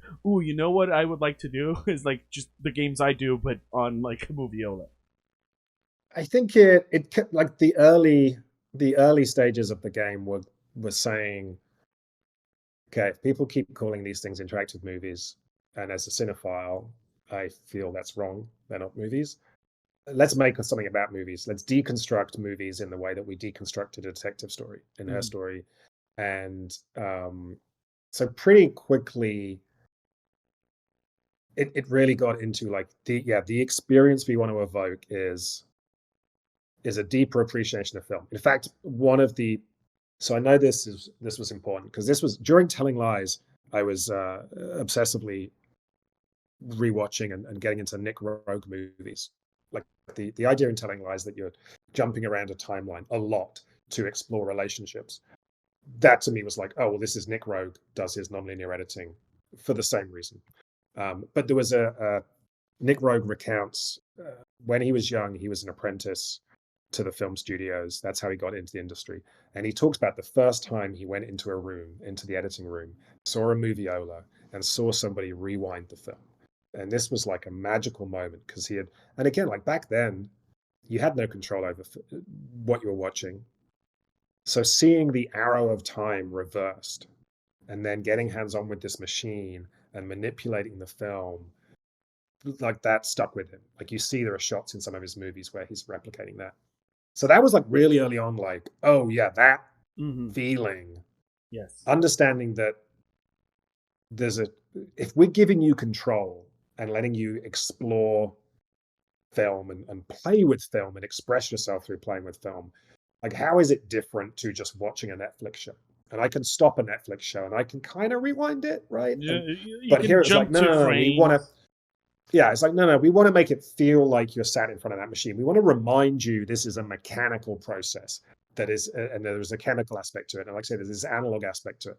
Like, it's really just, and it's not even like, not even consciously think about it. Maybe some people will, but like just feel and think about in the same way that, again, I'm now going to have to pay Nintendo royalties. But like for me, what made Breath of the it's Wild it's just Zelda. better, That's the takeaway. yeah, Immortality is what, just Zelda. what, pretty much. But for me, Breath of the Wild was infinitely better than every open world game because it was actually an open world game where walking around the world was the fun bit, right? Mm-hmm. So many of the kind of Ubisoft games, no disrespect to Ubisoft, but I'll be here and I need to get here because there's a marker on my map, so I go as fast as I can, and it's fun. Like, and sometimes it's fun to jump around, but it's just space that I'm covering. When I play Breath of the Wild and I'm stood in the grass in a plain as the wind kind of runs through the grass, and I walk past, there's a tree and there's a bird singing in it, whatever, like, oh, like the sensory feel of that, but just like the game feel of exploring, the way that they made climbing more frictional and more interesting to just make the feel of the world stand out. And so for me, that's what we were trying to do here was like evoke this idea of the film as a mechanical analog thing, but also just if this is a game about watching film, like make the watching itself have some game feel to it. So that was definitely, yeah, it was a thing we were thinking a lot about. Like early on, I remember pitching this to someone, and the people assume like, oh, is this a game where you're going to be editing, right? You're going Mm-hmm. to have to take two clips and put them together. And it was like, maybe, but In your head, that to yes, me but was like too much work, too prosaic, and really, it wouldn't have the magic. So we were trying to simplify this as much as we could, but still have that feel. So that's absolutely, yeah, what you're saying. Like that was a conscious effort, and it's great that that was felt on the other end. oh, completely. And speaking of, you were pitching this idea to someone. This game is self-published. This from your studio, Half Mermaid. And what I just want to understand, what led you to deciding to self-publish and make your own studio. And I when we're making things, when we're making art, sometimes limits are good, sometimes limits are bad. Was that like a motivating factor on opening the studio? And how did it feel once you were the last name on the top of hierarchy? Is like, oh, it's on me now. I'm responsible for the decisions, and whatever happens, it's on me. How did that go? I mean, I think it was a thing I wanted to do partly because of the game itself, partly like when I made Her Story, one of the most joyful aspects of that was the freedom, despite having no money. Right after years of working for publishers and approvals and milestones and green lights and all this stuff, to just be like, I'm making this game, which is a particular weird, interesting game. I'm going to make it as interesting and weird as I can. I know that I would, if I didn't make it, love this thing. Right, I'm making something to satisfy a very specific itch that I have. That freedom was fantastic. And it also allowed me to take risks in that, the giving the players the kind of freedom they had in Her Story was a huge design risk. The concept of Her Story was a huge design risk. I would not have been able to pitch that to a publisher. But because it was me and because I owned it, I didn't second guess that. I just allowed myself to go, I know intuitively this is a fun idea. I'm going to run with it. Like, I'm not going to overthink it. And that was like really liberating. And I think it allowed me to make something quite interesting with Her Story. Telling Lies was a cool experience. And to be honest, like Annapurna as a publisher is, for me, was very hands off and very empowering and supportive. But kind of when I started thinking about Immortality, I knew that one of the things I was interested in was like some of my favorite movies and books and maybe some games. They're by teams that just give no fucks. Like they just went for it. Like, I grew up watching Ken Russell movies, and Ken Russell's made some bad movies, some good movies, but like he just goes for it. Like he's never going to stop at 10 out of 10. He's just going to keep pushing 11, 12 out of 10. Just, and there's a real fine line between indulgence and like what's the good version of indulgence, between like indulgence and just like generosity and being over the top, right? And just Confidence, really. pushing hard. Yeah, and I think definitely when you say like constraints are helpful, constraints are very helpful in avoiding overindulgence, in allowing you to be kind of more efficient in what you're doing. But I knew that this was a game where we needed to go a bit further. We needed like a the ambition of it was a bit silly, like the hubris of saying we're going to deconstruct the history of cinema and make 3 whole movies and tie it up with this other story, and then there's this other thing going on. Like that felt like a lot, and I really felt like the only way to do that was to just go for it and not think twice, right? And not have the checks that you would have with a traditional publisher, to not be worried about, well, what kind of content is this going to have in it? Like, oh, is it risky to be touching on these themes? To just not have that. And for me, that really was kind of the only way we were going to make this game and have it be what I was imagining it to be. So that was the decision there. And then, generally, if I'm on the line, it is less scary because no one's going to sue me. Like, I'm not going to breach a contract. No one's going to hit me up because the milestone's late because it's my milestone. It eliminates so much of the back and forth. Like when I made the Legacy of Kain game that I worked on for 3 years before Her Story, of my time as a director on that game, they scheduled a minimum of 50% of my time was meetings. right? And then we had people on the team whose job was just to interface between me and other teams, like just to cover the logistics. There was 2 weeks every milestone dedicated to preparing milestone submission documents, like all of that stuff. So having that go away is very freeing and liberating. So in that sense, it actually alleviates a lot of the anxiety if I'm in charge. And I have like quite a good handle on the kind of boring scheduling and financial side of things. So it's not like I'm going to, crash this Titanic into an iceberg. Generally, I'm like, okay, I'm writing this, I'm directing it. So I know kind of how much money and time there is. So I'm not stopping myself, but like I have a handle on that. Where it was horrible was, there was a point in this production where COVID was hitting hard, and we were trying to pull this thing off. And I would go to bed every night being like, maybe tomorrow's the day where I have to pull the plug, where like it's just not going to happen, right? If we have to shut down for 2 weeks, if so and so gets COVID, if this thing happens, then we don't have the money to do a Mission Impossible and just reschedule everything 6 months later, right? Like you're seeing like that thing that people were doing, and once we'd started, we couldn't stop, right? Everything was booked, and so that was the worst, because that was me going, oh, genuinely, like maybe my hubris is about to bankrupt my company. Like maybe I'm about to throw all this money away because of this fucking pandemic. But we made it through. But it was definitely, I've never been more anxious or more stressed in my life than having to deal with those things. It was horrendous. So, generally it's a nice fluffy feeling being the one that's in control. But sometimes you got to take your medicine. Yeah, and speaking of risky things, you mentioned, and you mentioned that, and I was thinking about, I think you tweeted a few days ago, one of your inspirations as an author is Ballard, J.G. Ballard, right? Mm-hmm.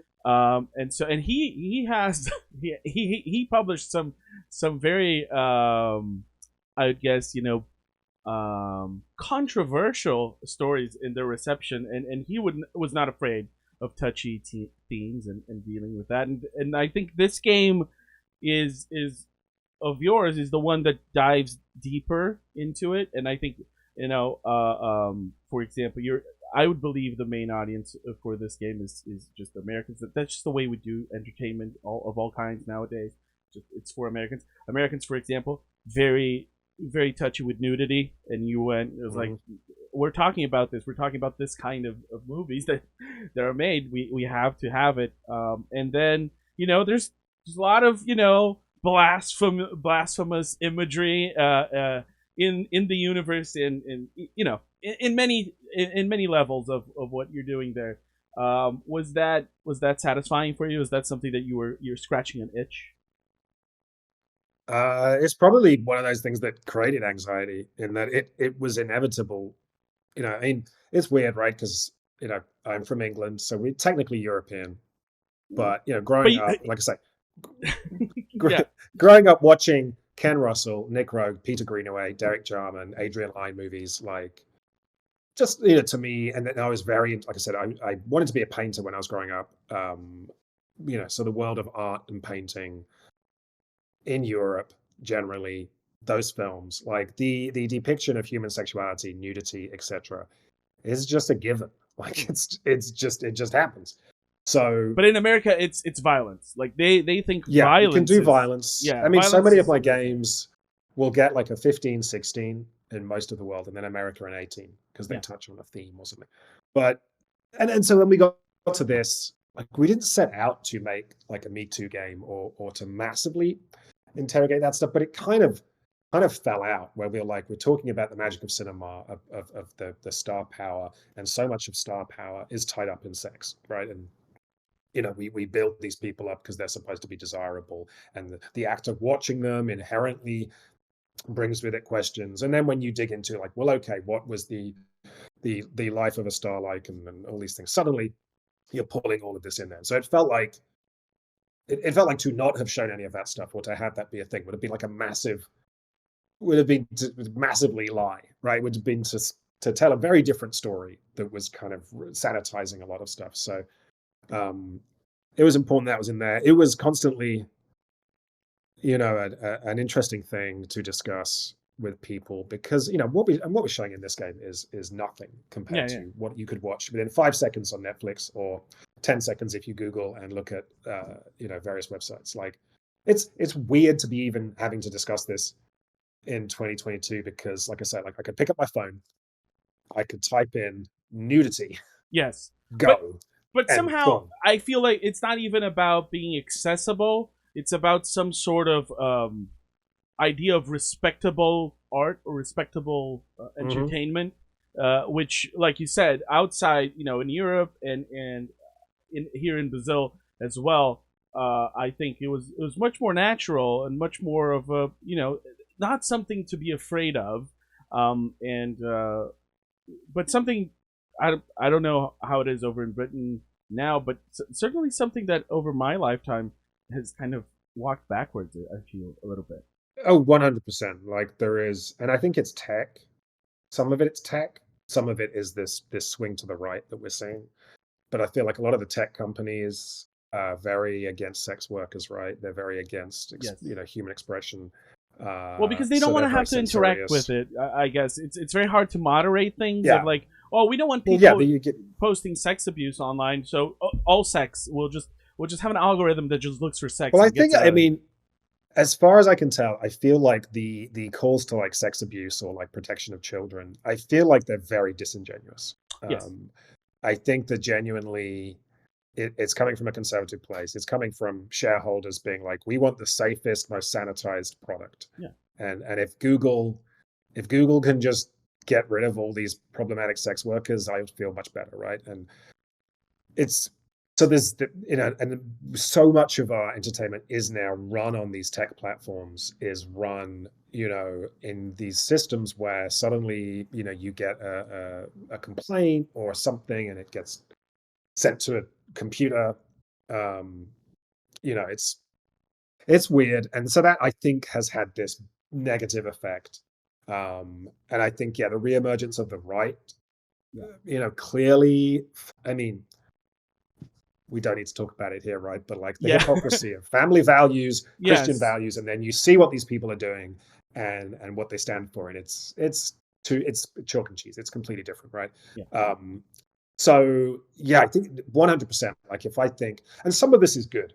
Like one of the interesting journeys I went on here was like doing all my research into this stuff, and like I said, I have my heroes that might be Nick Rogue or Ken Russell, right? And so I'm watching documentaries, reading people talk about working on these movies, talking and actual fact to some people who worked on these movies.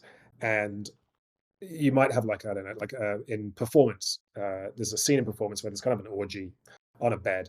And there's an interview with Nick Rogue where he's like, "Oh, it was fabulous." He's like, "I had my camera, I was in amongst it. You didn't know whose limbs were whose. It was just this fantastic human, organic moment." Then you read an interview with one of the actresses 20 years later, and they're like, "I actually found the whole thing very uncomfortable." And so there is this constant complexity, even when you're talking, because for me, like as an artist, I would imagine, I think of myself as being like sex positive. Like there are darker themes explored in this game, but I think there are also moments where we're saying, hey, it's just like sex is fun and it's in is cinematic and it's beautiful.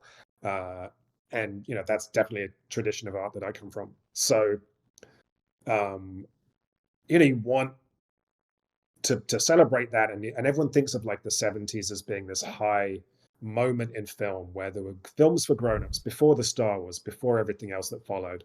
These had naturalistic explorations of human sexuality and stories that had ambiguous endings and stuff. And then when you like dig into it, it's like, oh shit, man, like it's very much it's there was a thread that we were following here of like the sexual revolution and what that actually meant and resulted in. And a lot of the women we spoke to who were at that moment were like, at the time, it's like the sexual revolution. Women are getting more sexual agency, like we're depicting things on screen. Someone like Barbarella would be held up as like a feminist figure of like she's a liberated woman. And very quickly you're like, well, hang on a minute. This seems to be really good for the men. Like Yeah. this sexual liberation seems to have some pros and cons. over here. But for the men, this seems just like win-win. Like, Well, so we were definitely kind of starting to pick into, just try and tackle some of the complexity there. well, that isn't dead. I saw a famous local actress post this week that the Queen was an affront to the patriarch. Just a very powerful woman. So I think people misunderstand things to this day. Yes, the Queen was not Barbarella, but maybe Barbarella was not also the hero we thought she might be for feminism. And another one of your influences is Buñuel, and I think that before we get into the themes and maybe the surrealism there, which I think poses a lot of great possibilities for your next game, I wanted to talk about one thing I love about movie magic is the tricks. When practical effects, how you get stuff going. And everyone, if they don't know by name Buñuel, they know at least the scene of Un Chant Andalou, which is the razor blade across the eye. Great stuff. I saw that when I was a kid. We were a little bit violence negative before, but I'm gonna be violence positive. I was like clapping my hands with like slice that eye.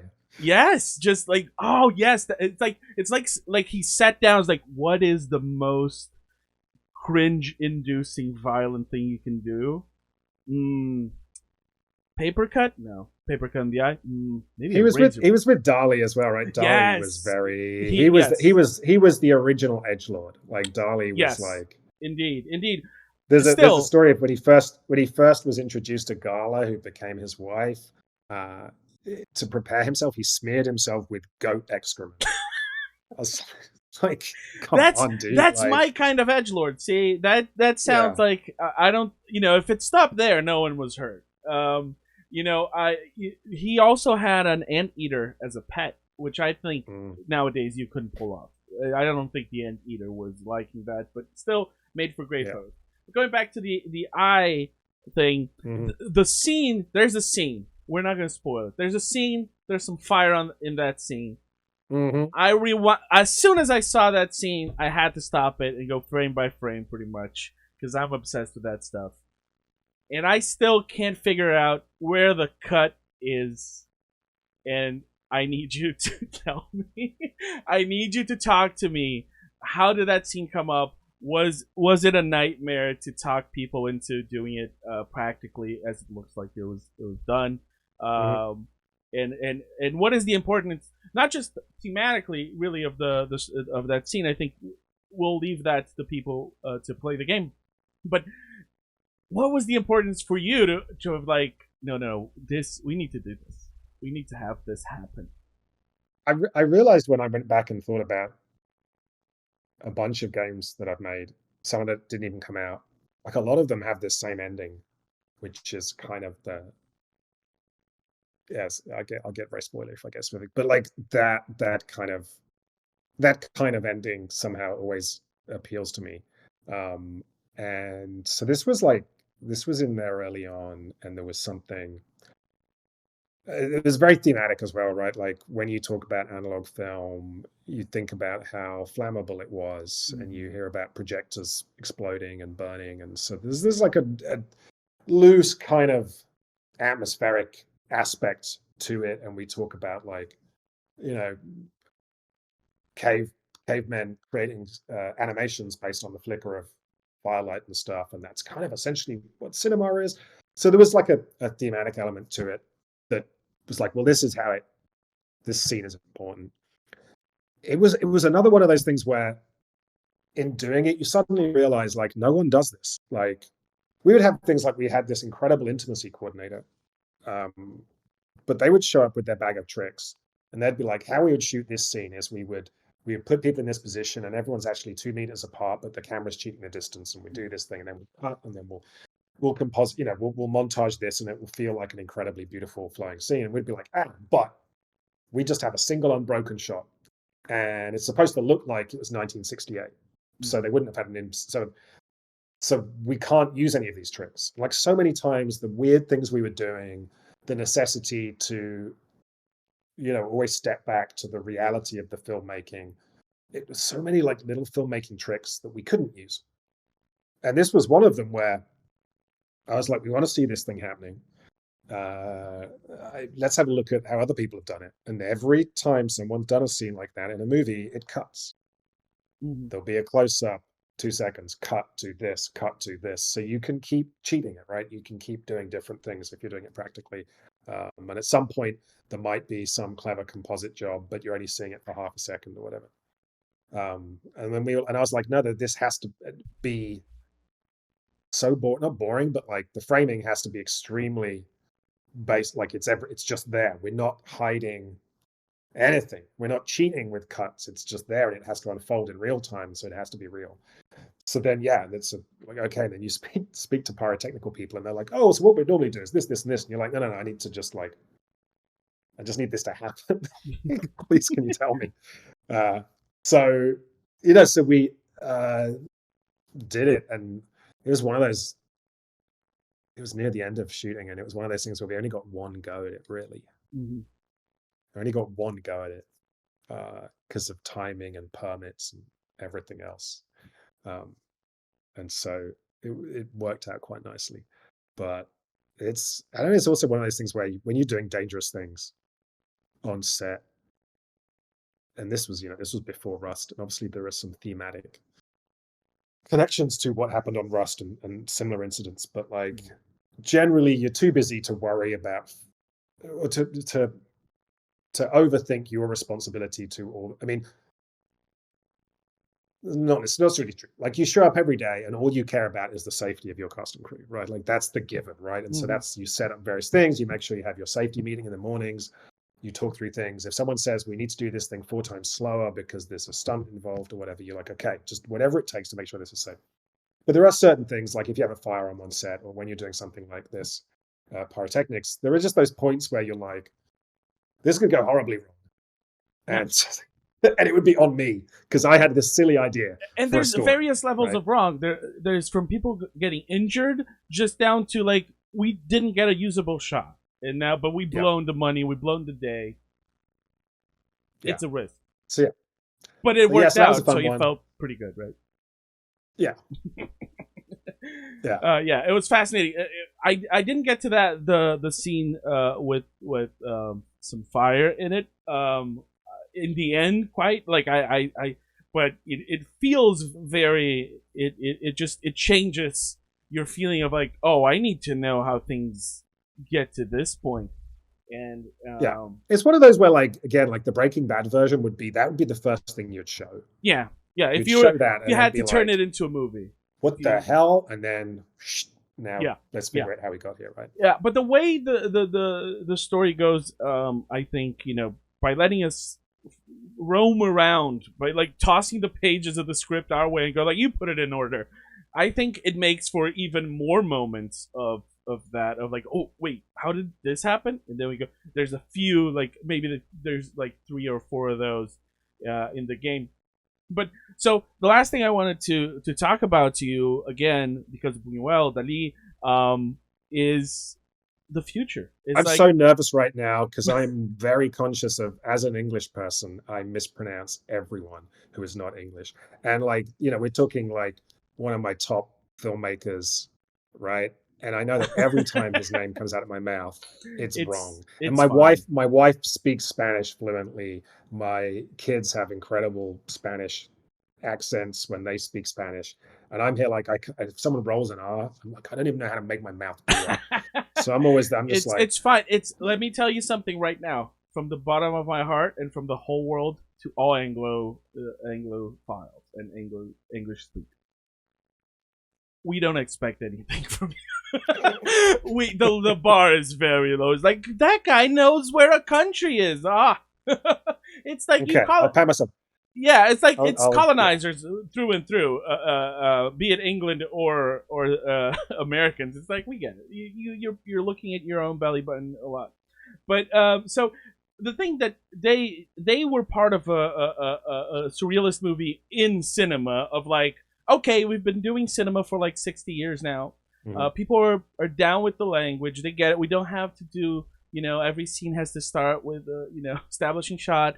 People know the train's not going to run them over. Phone calls don't need to start at hello. And then you were getting to a point of like, I can start in media res and go back and blah blah. And they and especially Buñuel was going like, you don't even have to have a story really. The images can make you feel something, and then you feel something else, and then the narrative is your interaction with the feelings this is causing to you. So now that this is your third game, this kind of format that you're very much the exponent of. Do you feel like you have ideas that you're getting ready to explore now that people are getting more hands-on with non-interactive storytelling that you're doing? Is like, would you make your next game super crazy, like not really literal storytelling? Yeah, I mean it's interesting because I think like that's my background is, I was obsessed with surrealism, and automatic writing and cut up literature, and whether that was Burroughs or it was actually the original surrealists, or like that kind of avant-garde literary stuff, sometimes reflected in the cinema, was like my thing, like growing up. And so, something like Her Story was interesting because it combined on one level a very avant-garde piece of storytelling, but the wrapper of it being a detective story suddenly made that approachable. Mm-hmm. Because it wasn't like, oh my god, here's this non-linear experimental narrative. It was people going, oh, I'm a detective. Oh, I got to put the pieces together. Which was always this interesting balance. Like I remember people making a distinction when I was developing Her Story, and I was talking to some friends, and they were like, this plays very differently in an art gallery to on Steam. Like Yeah. if I'm in an art gallery and this was on a pedestal, I would understand my relationship to it. I can play until I'm satisfied and then walk away, right? I don't need it But I to think it's a behave in a longer certain way. experience that I would like to have Yeah. standing up in, Oh yeah. in the gallery with people waiting Yeah. behind You got me to go to back check and it out. forth. Yeah. So I think, so one thing I've felt is, to some extent, gaming slash interactivity is so yeah, I was saying that one of the things that was interesting to me about kind of making Her Story and then continuing on this kind of direction was like interactivity inherently makes things slightly avant-garde, right? Like the things that those avant-garde artists were trying to do by breaking some of the structures, by making things more playful. Like the surrealists were obsessed with games. They were trying to find ways to make people participate and to make things more, dynamic and interesting. So the balance here I've been kind of exploring is, how aligned are all those kind of avant-garde ideas with just the idea of letting people play, right? Of making things more playful. And it's been interesting. There are some people that play Immortality and they're like, this is really cool and fun and weird, but like, oh, I miss the explicit, like the puzzle and the framing of being a detective that explained and gave context to this. Versus me being like, hey, I just want you to be in this giant kaleidoscopic, rabbit hole of story and content, and falling down that rabbit hole. So it continues to be an interesting tension, and I think it depends on where is the audience, and everything comes down to business and technology at the end of the day, which is sometimes frustrating. But at the end of the day, I am making this as a video game because I need a game engine. I need a real-time, powerful computer to make these things work. I need an interface. Or we have gaming controllers and computers. I then need to sell it so that I can pay everyone that worked on it. Yeah. Well, people understand that if I release a game on Steam for $20 or I put it on an Xbox, they understand what they're buying into, even if it's weird and different. Whereas there is no, outside of gaming, there is no way for me to monetize an interactive This gave me an idea, live-action Sam. experience, right? I gotta pitch you right now in your next game. Just gonna reuse the engine you got now. It's great. All right. It's a mobile game. It's ad based monetization. You will never know if what you're watching is an ad or something you should be watching. watching. And it zooms in. It zooms in. You're like, it's like, was that? Would you like to eat an apple right now? Yeah, it's like, yeah. It was an ad for like Tupperware, but like I don't know if it's like.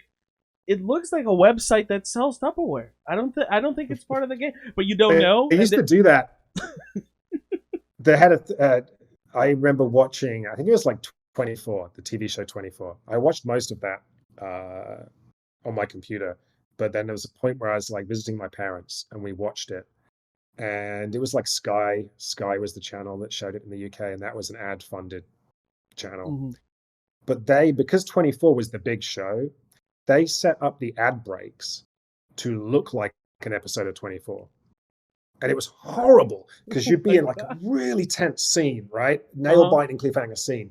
It would cut. There would be no titles or interstitials or anything. It would just cut to a scene that had the same color grading, the same lighting. No. Except someone's selling you tissues. That should be illegal. 10 seconds in, you're like, wait, this isn't, it's an ad. Oh, they got me. Sucks. It's just horrible. That is like even worse than when they started playing commercials in movie theaters, and you would go like, "Oh, trailers," and no, not a trailer, and also not a trailer. Also, opening titles for production companies. Like I really like the Half Mermaid. It's a logo. Fade in, fade out.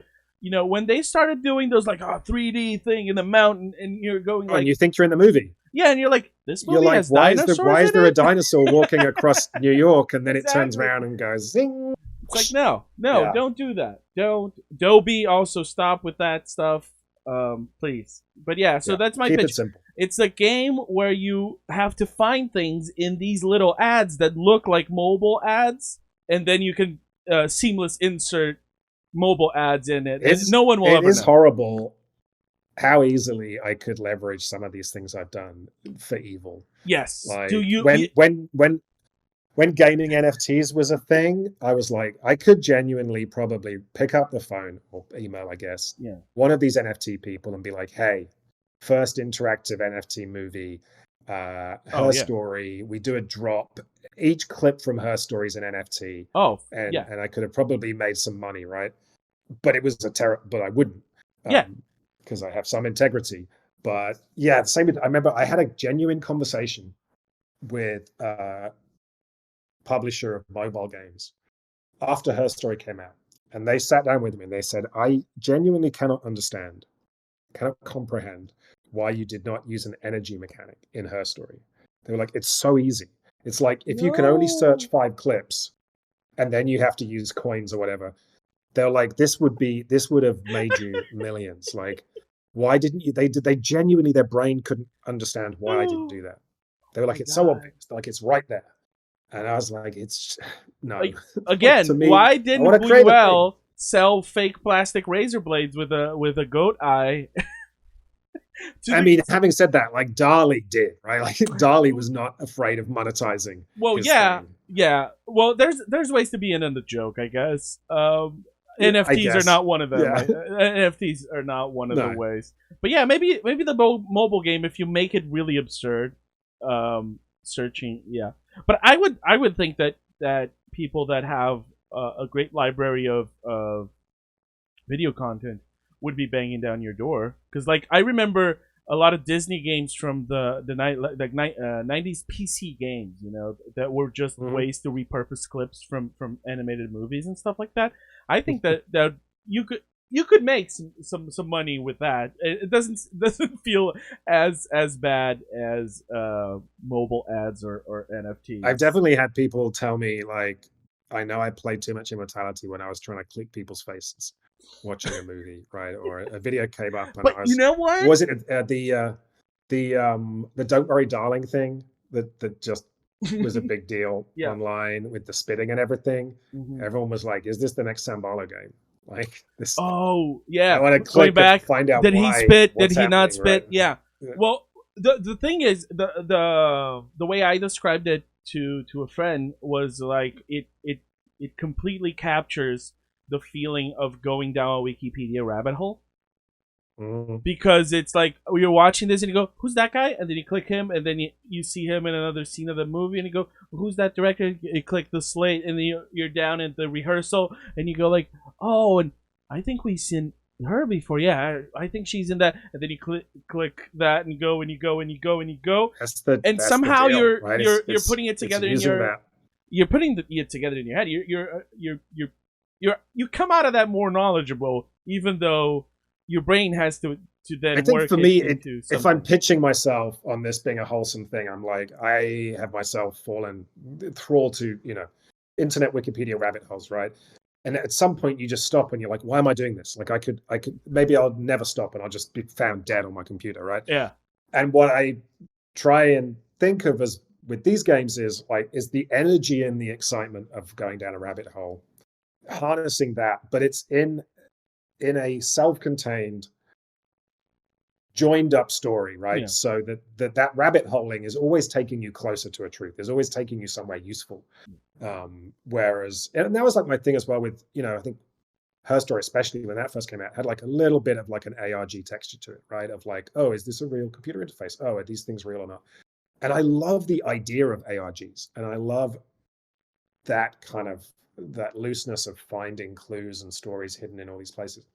But I yeah. have never successfully participated in an ARG. No, Either I'm not clever enough, I've missed the clues, or when I get to it, it's too late. And if I start searching things, I'm just seeing other people talk about the ARG. there was a game. There's this game people always talk about from like the early 2000s, where it was kind of like this computer RPG that would tie into real life. Like you would get emails with clues, and you would have to like call characters and stuff. And it It was the seems EA one, right? It was run by maybe, EA. It had a I name don't like know. Millennium or something. Yeah, something It like was that. But like, it seems very cool. But it seems like, especially nowadays, when we don't even sit down at a certain time to watch TV or movies, like we don't go to the movies at a certain time. We watch everything on demand. Like I myself, it's like if I'm doing something and you like your character is messaging me, it's like I could no, not now. I don't want this. But yeah, but like but going back to ways to expand the Barlow universe of video games, and how this feels like going down Wikipedia rabbit hole, and how we sometimes go when we find out stories of true crimes, or of artists that we didn't know about, or artists that kind of disappeared, and you kind of get past it. There's some the idea of like this. There was this actress and she never made a movie anymore because there's this certain obsession with being famous and stuff. And once you do something creative and you're an artist, you can't have a regular job or a regular life outside of a spotlight. I think it could be very well used for something, for a documentary. Like I would love to see an interactive documentary like that, Mm. and especially knowing now that you used actual transcripts for prototyping Her Story. I think it could really work. And maybe I hope we don't have to wait for like a documentary on your life to do it. but like Oh my god, that'd be terrifyingly meta. yes, because I'll have to tell you now. This is probably going to be edited out, or we'll find a clever way to put it in. Because like the idea we have for this episode, and you're going to find out if we're actually going to do it, or if it was too hard and just comes out as the interview. The idea we had was that we can edit this to like to do the transitions of themes, like we're clicking on one clip and going to the other. So we might, like, me and Lucas are going to try to do it, and if we get too tired of it, we're done. But just thinking of like maybe when you have a branching theme like that, it could be very interesting. It's like those old CDs you would buy that had the audio in it, but if you It's a thing that I had been completely ignorant of. So once Her Story came out, I would occasionally get invites to like art galleries or like film festivals that were showcasing like digital art or whatever. And I realized I'd been very ignorant of just how much stuff was happening in terms of interactive movies, but especially interactive documentaries. I feel like there seemed to be more stuff going on because I guess with a documentary, what usually happens is you shoot like 1,000 hours of footage, Yeah. and then you have to create a 90-minute narrative from it. So clearly there were documentary directors who found the idea of it being more like a website or being more kind of explorable was attractive.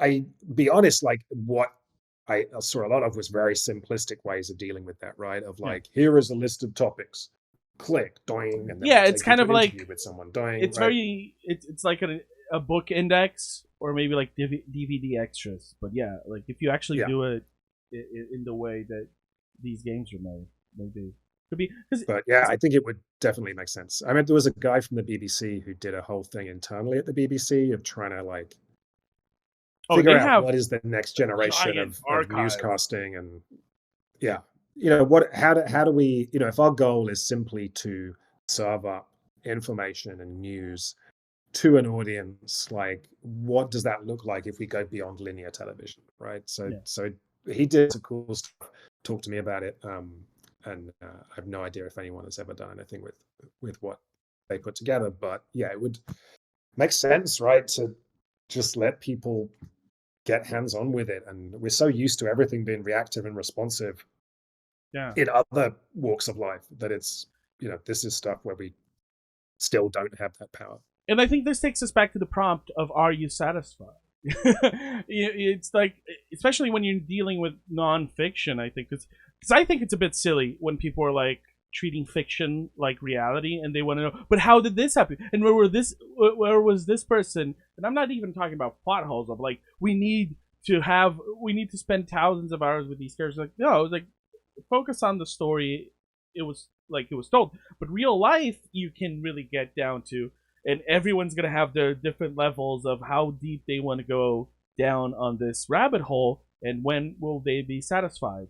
So in a very dystopic future, you can be our only source of news. You have privatized Wikipedia, and we have giant video outdoors of your face going, "Are you satisfied?" And this is how we access information. Um, I am very satisfied with this interview and this conversation we just had.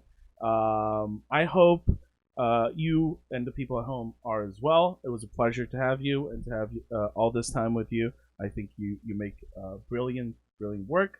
And I ask you then, are you satisfied with Immortality and the reception it's getting? Yes. Great. Like, I mean, I feel like with each of these games, I try, and like we said earlier with this one, like I knew I wanted to make something that was going off in a direction. So it's, when you put a number on it and when you get reviews and stuff, it's a weird system anyway, right? But Yeah. I was very prepared for this to be something where there would be a big split, right? Of like, oh, some people love it, some people hate it, some people in between. But so for it to come out and overwhelmingly get the kind of positive reception, and then like just see a few people be like, has this unseated Elden Ring as my game of the year? And you're like, what? Like that's ridiculous. How very, very So fun DLC times. incoming, multiplayer stuff. It's so funny. Manon was like, we need to do DLC. There's these movies that John Durek made that no one's ever seen. And I was like, yeah, but Manon, you're not in them. Like, you just talked yourself out of a job. Right? Oh, These are the fuck. movies that do not feature Marissa Marcel. Oh yeah. But that's the easy DLC. I don't know. Yeah, I've never done, again, like I like these things to be self-contained, and I put them Yeah. out and it's like, lose yourself in this, knowing that this is it. Like it's all there and you can, but I don't know. I should probably at some point get with the program, because I feel like just, things are Well, more and more becoming games games as are more service, and more DLC. using the nomenclature of TV in seasons. So Mm. what would a serialized version of what you're doing be like? Something that is not a movie, but something that is seasons. So that you go back Well, to a we year. have talked about this, because every now and then people will talk to me, and if they are coming from the more commercial side of things, they'll be like, love what you're doing, but yeah, how do we do this as seasonal? How do we do this as episodic? How do we do this as paid DLC? And it's always like weird, because of the you can see anything aspect, right? Like you can jump to the end from the beginning. So it's not like we can give you, but there is like an interesting aspect of like, well, if it's not progressing linearly, if it's just like here's stuff and then here's more stuff, so it's kind of like expanding on the connections and the depth of it. um there's definitely something interesting there. Like I have no idea how you would execute that or conceive of it. But in theory, these are you could just throw a bunch more stuff into these games, and it would just naturally kind of and kind of cope with it. Eventually, the But AI director will be supplanted by the AI game developer, and we'll all be obsolete. yeah, and we can just relax. We can just Yeah. be like Wall-E. We can just sit in our VR chairs, drink drinks, and not have to worry about all the things that we worry about. Exactly. Just floating Well, in space. we'll come up with things to worry about, I'm sure. Thank you so much, Sam. Have a great day. Have a great, Thanks, man. time thinking of your next project. And thank you, everyone Thanks at for taking home. the time.